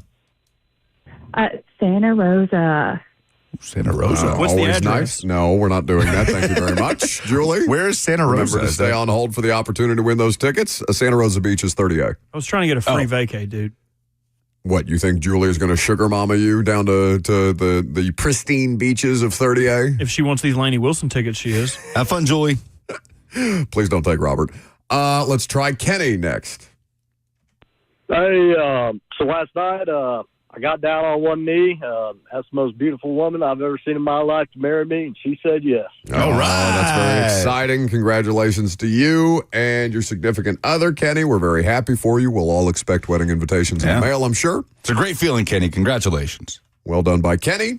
Bob is in Dixon next. We'll just go rapid fire through these Friday Fires. Hey, Bob. Yes, today's my 27th anniversary, and I just wanted to contrast that with Aaron Rodgers' secret marriage. And he said he and his wife will never be seen in public. That means no going out to eat, no movies, no concerts. How can you enjoy your life with your wife if you're not going to go out?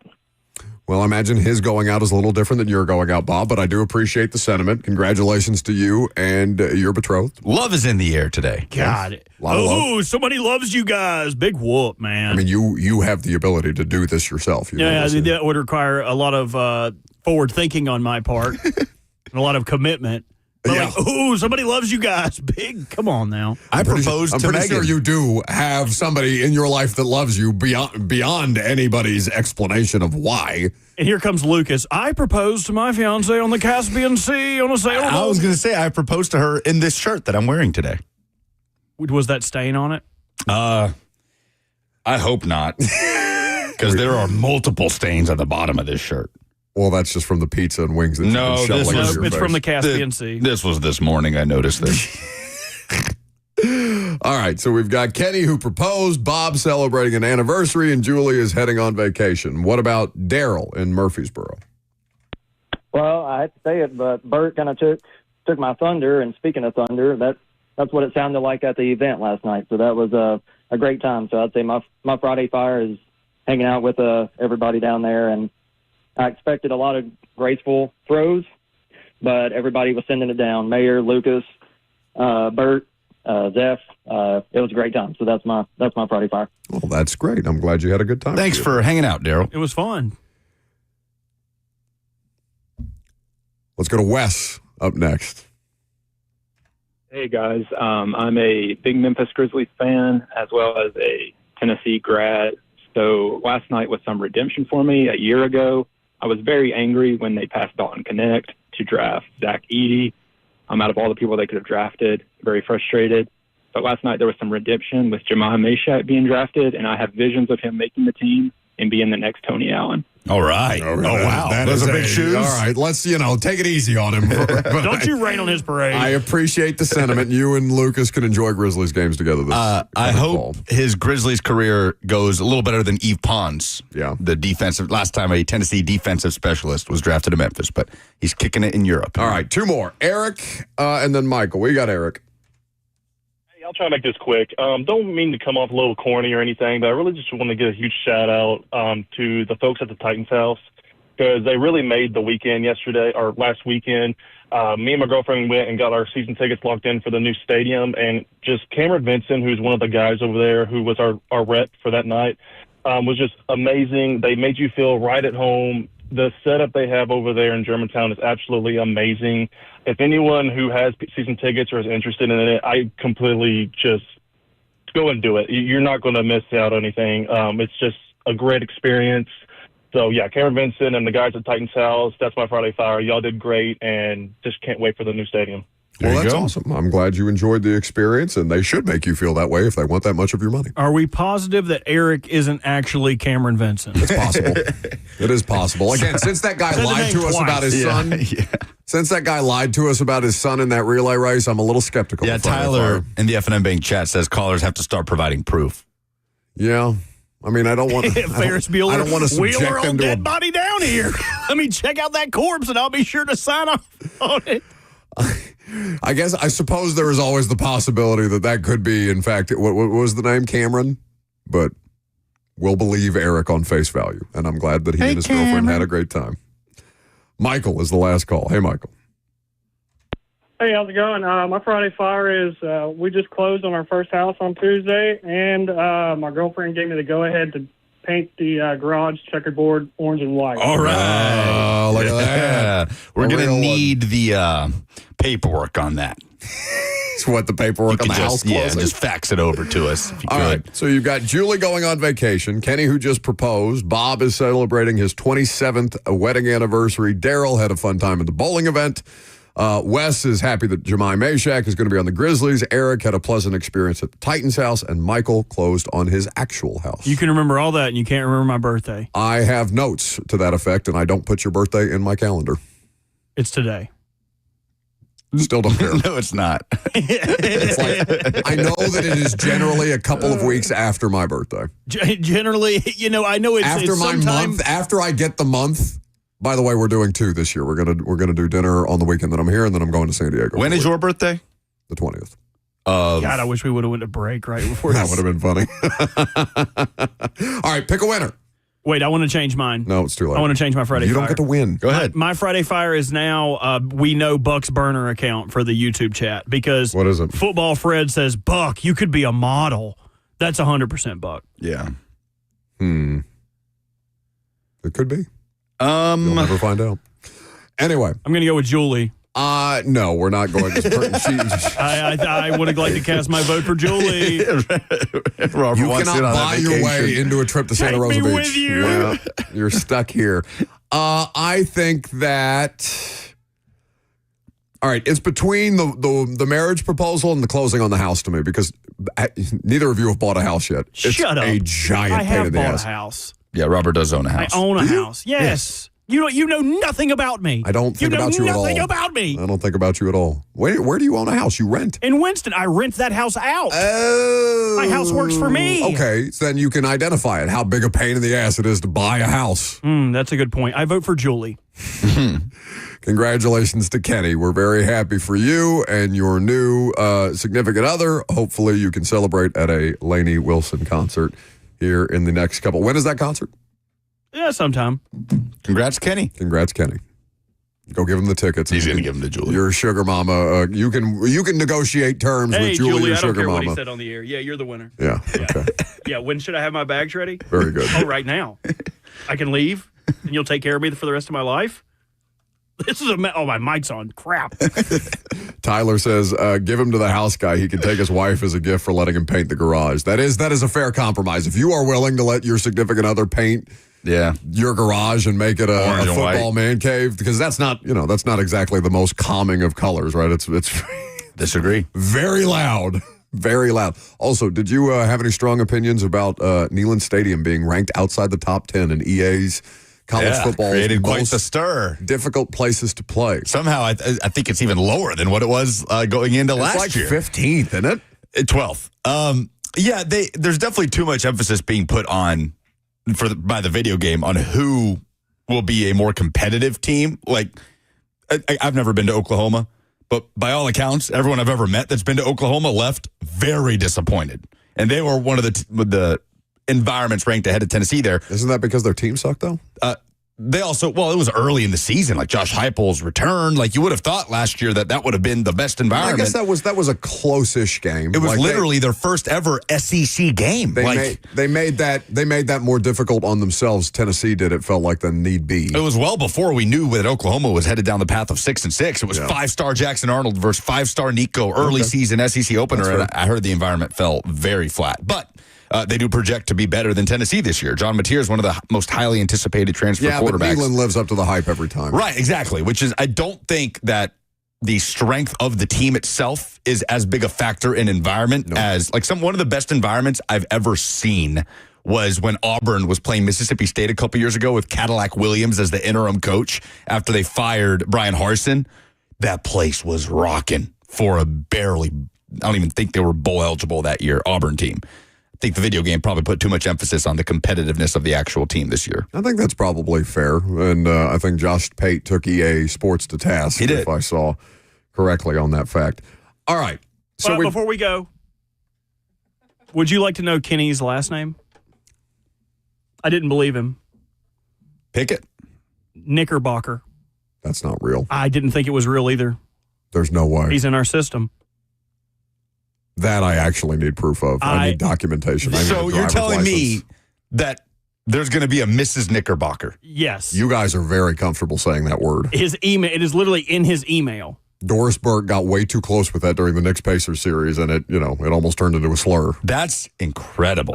It's the most incredible thing we've learned today. I can't believe you came to the microphone with that kind of confidence with that last name. You don't believe in my diction? The person who officiates that wedding gets to say, I present to you. I wouldn't want to. Mr. and Mrs. No. Mr. and Mrs. Knickerbocker. Surely not. Great. That's amazing. You know what? I'm sure he appreciates us making his name into a bit. He also gave me a social. All Security right. number. Yes. 215. What are we doing? Should we do the importance of the backup quarterback, or should we do the Titans' optimism this year versus last year? It's a potential backup quarterback's birthday today, so we will talk about the quarterback situation and the value of it for this specific team coming up next.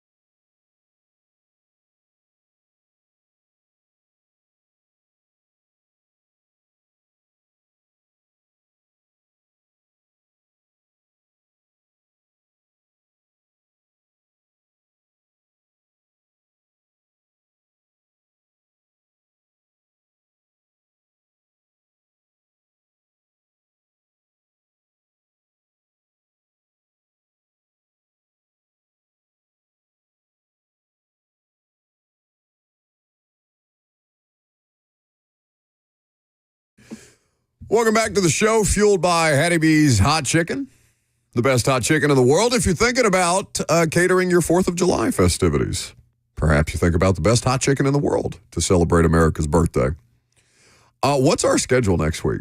We off Thursday? I love just how painfully oblivious you are. I don't read my email. You talked about the world revolving around Lucas earlier. Okay. Yeah, I'm paying attention to world events, not email about what days we're working. We are off Thursday and Friday. It will be best ofs from every show. So Monday, Tuesday, Wednesday, we will be at work. I should have lied to him. I should have been like, we're working Thursday. Well, we could have just kept up the guys the whole time. No, I mean, I am working Thursday, Friday, and Saturday. I'm doing Fox. I'm doing the Brady Quinn show for Fox Sports Radio. Oh, yeah, you're on the C team there. That's cool. Yeah, that's what it is. The C team there pays better than you do, bud. Thursday and Friday. So, yeah, I'll do, I'm doing Fox tomorrow, too, as a matter of fact. That's the D team then. Yeah, probably. It's me and Fitzy. No, Fitzy's A team. Fitzy's actually excellent. Fitzy's A team. It's Fitz has Jason Fitz, who works for Yahoo and does some Fox Sports stuff as well.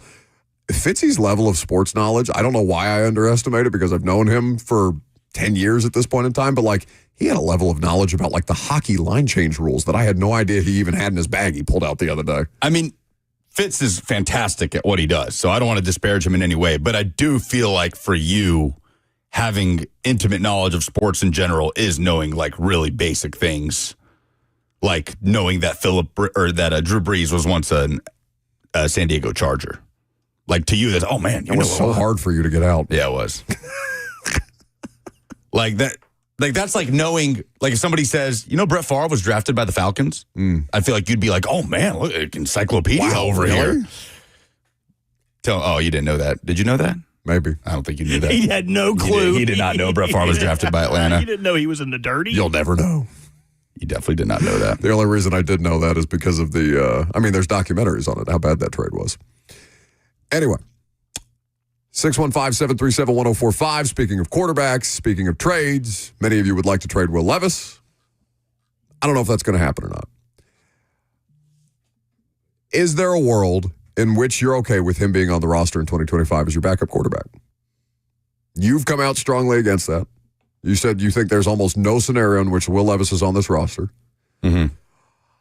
I think he's clearly and obviously the second best quarterback on that roster. Second most talented. Maybe I can't say second best. Mm-hmm.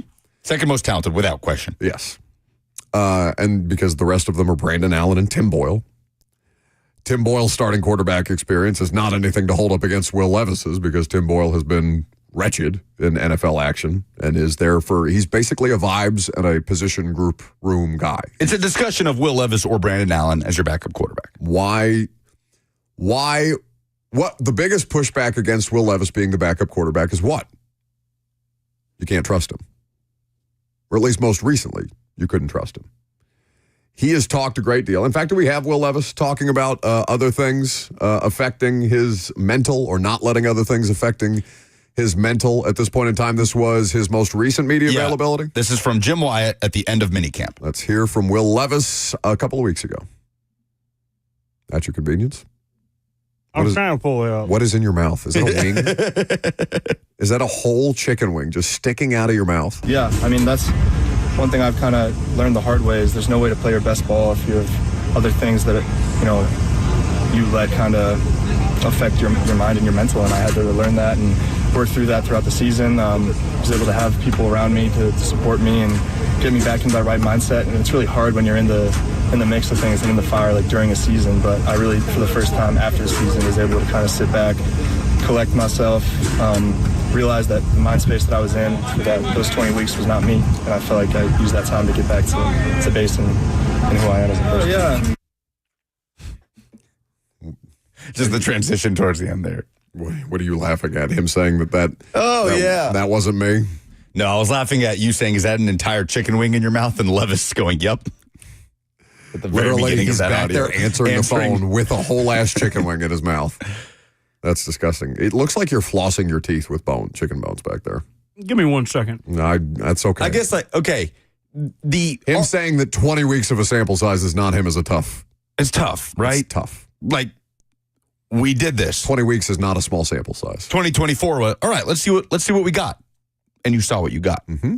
So I don't want to just relitigate a conversation we've had a bunch of times. No, go ahead, drag him again. Argument for, again, like that's what I hate. It's like I don't want to just turn into this. But no, you hate him. Argument for, argument against him being the backup quarterback. Argument for is easy. The argument for is that he's the second most talented quarterback on the roster. Okay. He is cost effective and under team control for this season and another season. And if Will Levis is salvageable at all, and you think that there is any way, shape, or form that you can recoup anything close to what you gave up for him, which is a second-round pick and a third-round pick to draft Will Levis, then potentially you let the experiment play itself out a little more and you trade him next year. Okay, so best case scenario for Levis with the Titans is he proves to be a valuable backup that then maybe next year you get some better draft capital than you would, say, coming up in a few weeks. And that he actually, can help you. That if Cam Ward experiences any kind of setback, any kind of injury, whatever the case may be, that Will Levis can actually come in and help you. That would be the best case scenario. Because in theory, him having the same offensive system and the same offensive play caller in back-to-back years for the first time in 8 years, going back to his college career, there's reason to believe that might help him. Sure, but here's the thing about that. We talk about that all the time. I think for Levis, it's 5 and 5 or something like that. 5 coordinators, 5 years, 5 different schemes. Cam Ward has had 4 different play callers in 4 different offenses for multiple different teams. Oh, yeah, I'm not comparing in 4 years. I'm not comparing those two. Right, but Ward has elevated through all of that. Right? So that's one key difference. Yeah, the word Emory Hunt used at the Combine was what? Or the phrase, battle tested. Yeah. And then the other thing, you yourself said at OTAs, it's just kind of this weird vibe. It's like... That's weird. He doesn't seem to know what to do. Yeah, exactly. Not in terms of he knows the drills, but normally the quarterback would be in command of things. And Will Levis is trying to figure out, okay, how do I exist? Yeah. And it's also about what do you want out of your backup quarterback who is backing up your rookie number 1 overall pick? How valuable was Marcus Mariota to Jaden Daniels last year?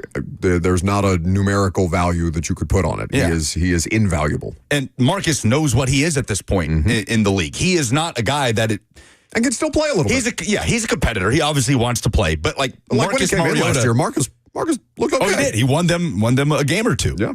But everybody and their mother knows, Jaden Daniels is the quarterback, the franchise quarterback of the Washington Commanders. Will Levis is too early in his career to be at that stage where he is what he is. He's a backup role model kind of guy. He deserves another chance to prove himself. If you're Will Levis, you want that other opportunity to prove yourself. There's just too many marks in the argument against him being this team's backup, then the argument for, and then there is the approach that this staff took of bringing in. What if nobody wants him? Obviously, that is a scenario, but it's a very real scenario. It is. You got to cut him? I'd be surprised if you couldn't get anything for Will Levis. The entire league knows exactly what you know. In fact, they know more. Yeah, we said the same thing about Malik Willis. No, but Malik is not. I have to rewire my brain. Malik is everything that you just described Marcus to be. Diplomatic, conciliatory, accountable, which is not what I would describe as Will Levis. The tape was dreadful on Malik. But there is still that upside plus the character of the player that Matt LaFleur looked around and said, sure. And Levis has more upside than Malik did. So that's why I'm saying I'll be surprised. Again, Titans. But he doesn't have that attitude. They are not the same person. They're not the same person, not the same player. And I think that one, as a backup quarterback, is Malik's personality as a backup quarterback is infinitely more valuable than Will's. Sure. You would disagree? I'm not saying it's a slam dunk. Of course, there's a scenario where nobody wants to give you anything for Will Levis, but you got something for Isaiah Wilson. That's the true. Patriots got something for Joe Milton. Yep. Right? The Steelers got something for Kenny Pickett when that experiment did not work. Kenny Pickett was a better starting quarterback. So I understand that. But I'm just saying there are so many more examples of high upside players, especially quarterbacks. When's the last time that a quarterback experiment failed as badly as it has with Levis, or just failed, period, and that was just it? That guy never got that second chance. Doesn't have to be it. But it just doesn't. I'm talking about this year. Like the Falcons got something for Desmond Ridder. Mm-hmm. The Commanders got something for Sam Howell. And Pat Howell was a much better starting quarterback, Desmond Ridder or Will Levis? Ridder just didn't have the nuclear stuff. Which is right. a part of the story. Sure. I'm just saying.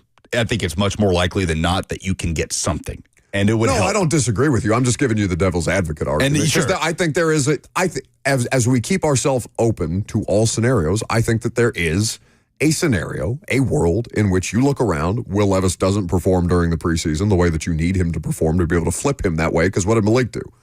Malik didn't go out there and poop the bed. No, he played well in preseason. He killed it in that Saints game. You'd love for Will Levis to play well in the preseason. It's so funny that the Titans won as many games in the preseason as they won in the regular season. But it also feels like a really tough obstacle, a big mountain to climb for Levis to be so good in the lead up to the season that this coaching staff chooses him over Brandon Allen as the backup quarterback. When they brought in Brandon Allen, who Callahan worked with, who backed up Joe Burrow in his rookie year.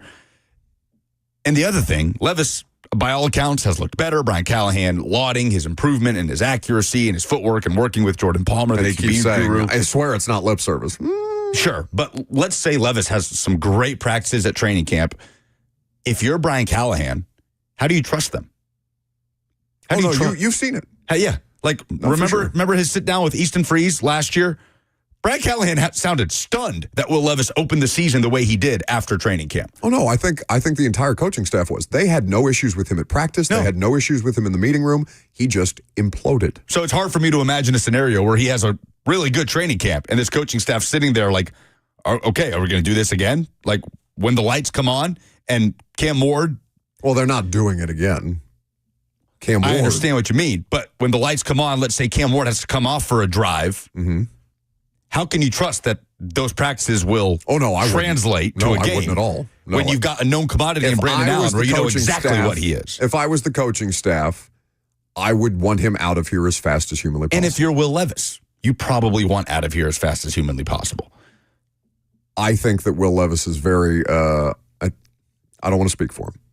I think he likes it in Nashville. I'm sure it's not a pleasant place for him to be right now because I can't imagine that the experience for Will Levis with people that know who Will Levis is one that is diplomatic, as evidenced by the comments on his birthday post from the team. There are just a few things. Some things just never happen in the NFL. One of those things is team riding with young quarterback, chips in, this is what we've got, let's see what we've got. It not working, failing spectacularly. Team turns around to draft a quarterback number 1 overall and then keeps previous quarterback on roster. That doesn't happen. It doesn't. It could. Just because it hasn't. Sure. Just like the coaching ejection thing. Just because a coach has never been ejected in the NFL doesn't mean it can't happen. Yep. But it very probably won't. It very probably will. No, I don't disagree with you at all. I in fact, think there is a world where he ends up somewhere else and it's all pretty seamless and they can do the same thing that they did with Malik and somebody will give him a 7th for him. I think that's the most likely scenario that we're on because to your point, there are too many opportunities. There are too many players who have done worse things or been lesser than that have been able to be acquired for at least a pick. It doesn't, you may be getting the last pick in the last round or something like that. Sure.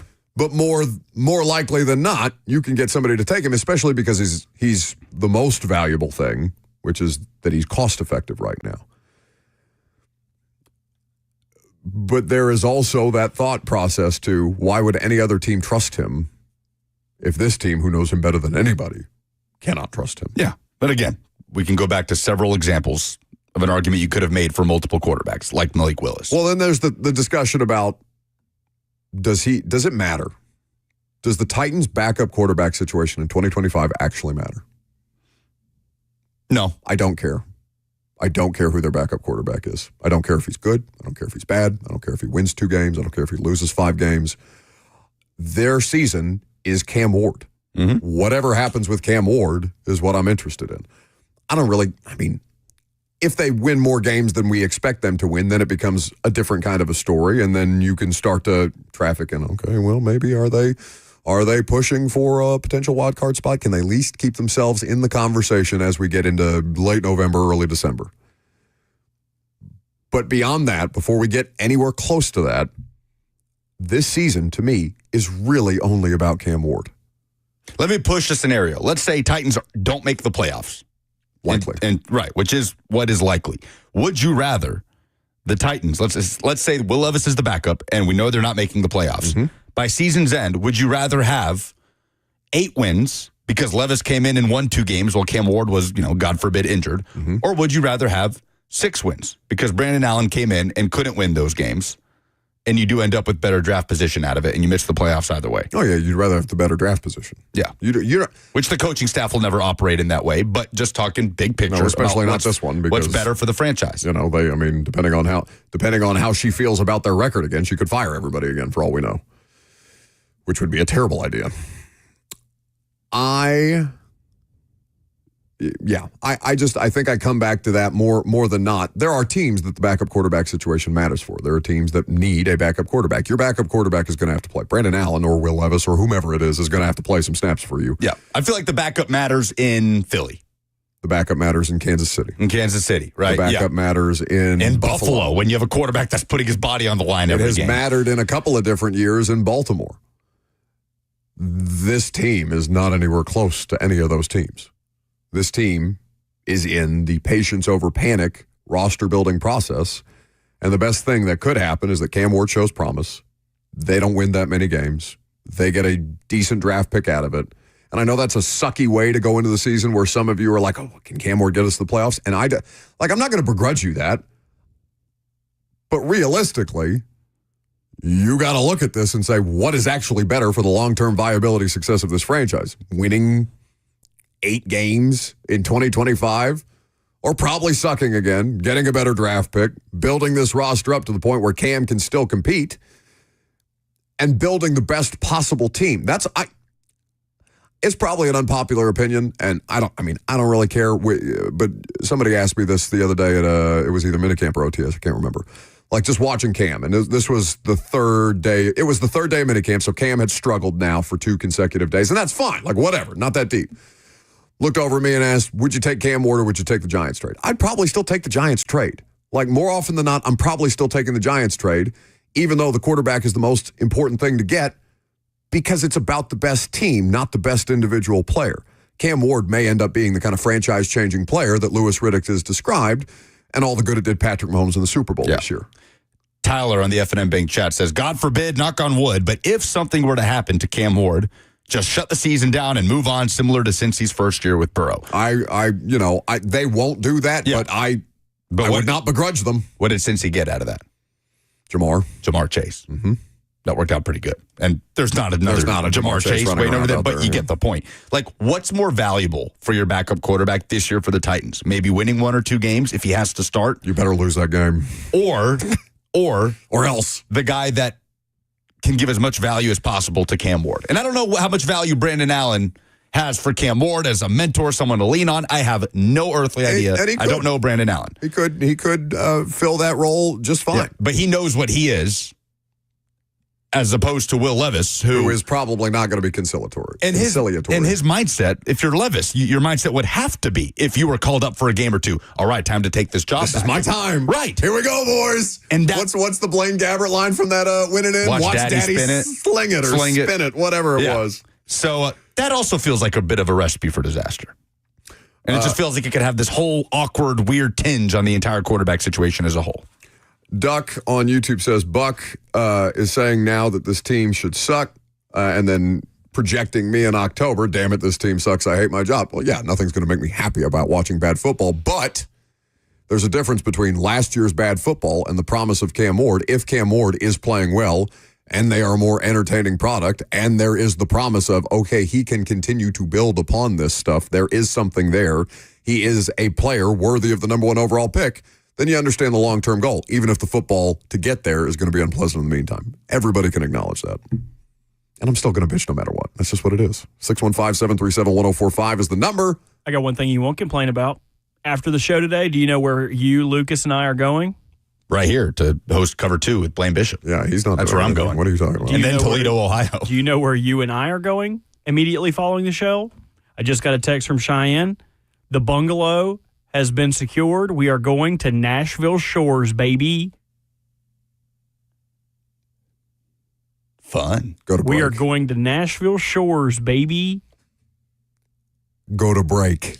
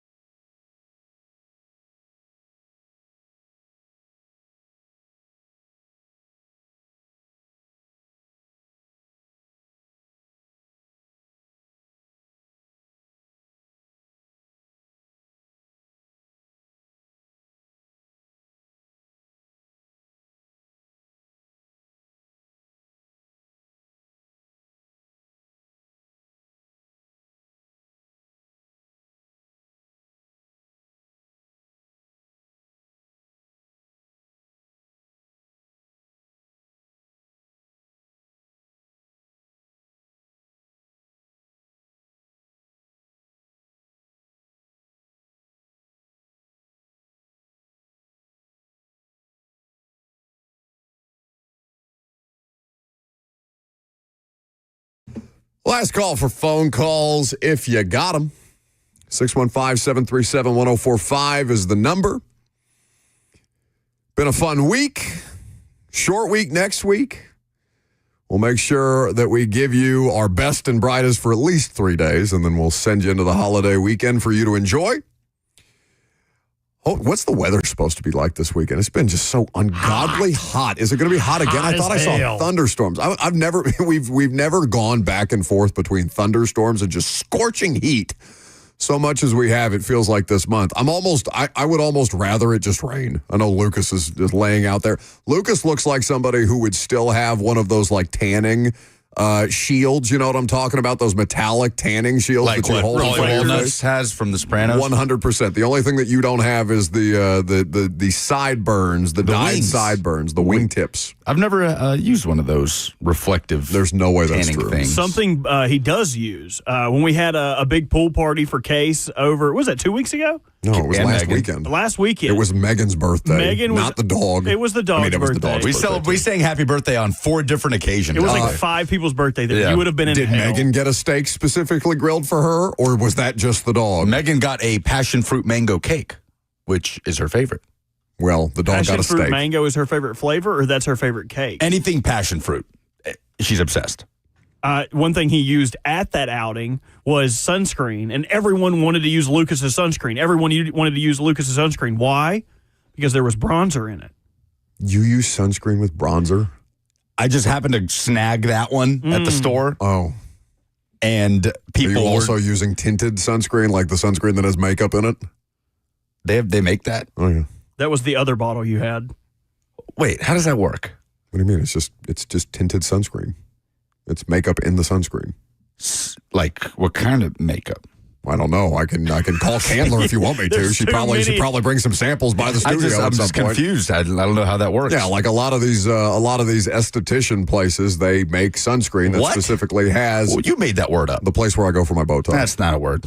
Cheyenne's mom was an esthetician when she was growing up, and she has this sand blasting machine that's supposed to knock all the stuff off your face. It hurts. I'm never using it again. Is it the laser? Because I did that last time, but the stuff that brings like the brown spots to the top of your skin and then it dissolves away like the sun damage? No, it's all sand. You have to load like sand into it, and it like that's not real. He wanted to talk about being an esthetician and don't know about the sandblaster. But the problem was when I was loading they got anywhere near me with that. Apparently, I didn't put the tube on correctly, so I was like, I'm not really feeling anything, and the back end of the tube blew out, and there was sand all on her carpet. See, Karen is providing you context in the chat. You see that? It is tinted moisturizer and sunscreen all in one. Okay. She says fabulous for summer. So not for our portion of the population, but for the females out there, yeah, they probably are using tinted sunscreen. I think we should start doing something in the summer on Fridays. Like what? I think we should all give each other homework. Okay, you want some homework from me? Yeah, well, Lucas would give me homework. I would give you homework, and you would give Lucas homework. My homework for you is to go watch a Richard Pryor movie. Oh, that I'm down for. Wait, is Lucas the one who didn't know who it was, or you didn't know who it was? Well, I know who Richard Pryor is. I just haven't watched any of his stand-up. Okay, you need to go watch some of it. I'm down. I'm not doing anything tonight because I got to be up in 3:30 in the morning to come in here. All right, now somebody do me. Your homework? Yeah, what's my homework? Go somewhere nicer than Nashville Shores. My house. That pool that you built in your backyard does not count. I will try to take Cheyenne somewhere nice. All right, what's Lucas's homework? Oh, I gave you homework. You have to give Lucas homework. I gave you homework. We gave homework to each other. Now, Lucas, give yourself homework. You have to give us a detailed report.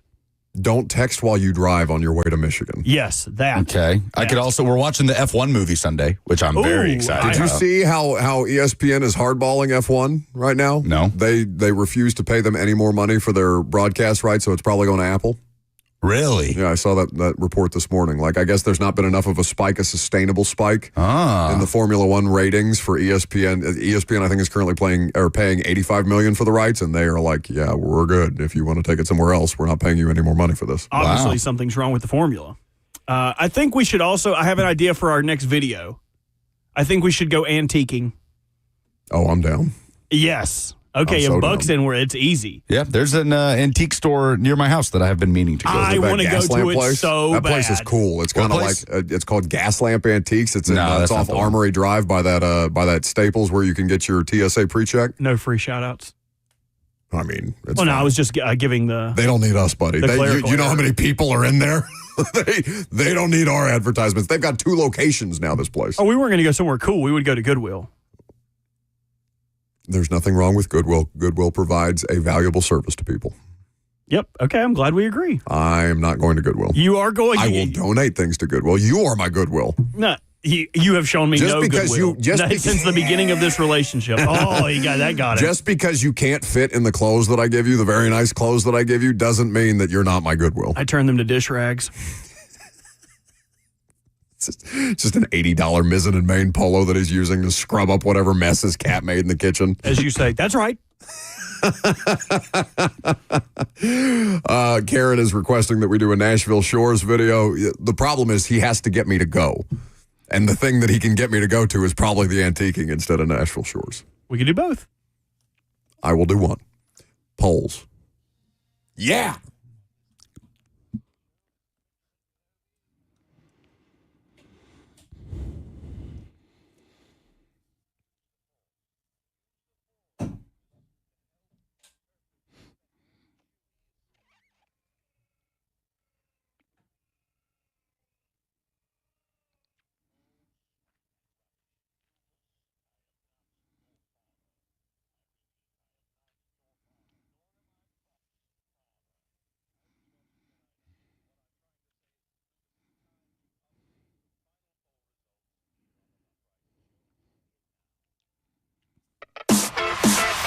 Presented by Two Rivers Ford, the South's most trusted Ford dealer. What level of importance do you place on the backup quarterback of the Titans this year?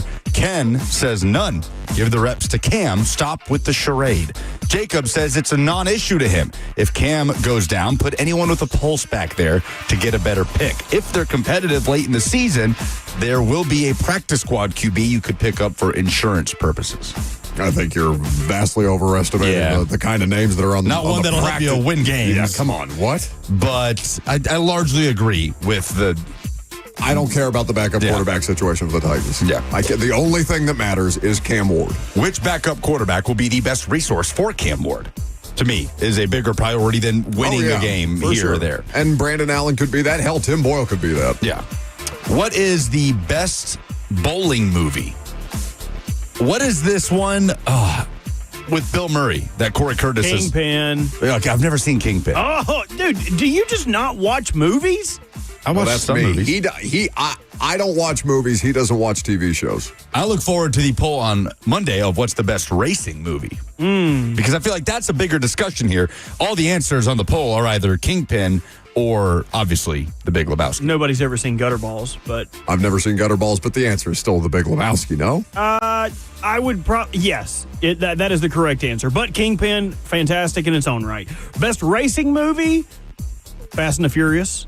1, 2, 3, There's 4, there's 5, so many 6, options. There's like 7, 9 of them. 8, 9, 10. But 11, beyond that, 12, 13, 14, we could go. We 15. could go for a while talking about the best racing movies. Seabiscuit. And that counts. Like, let's keep with the car. I need a Need for Speed medieval, like they're racing horses, or a Need for Speed. Is Dom Toretto also in that one too?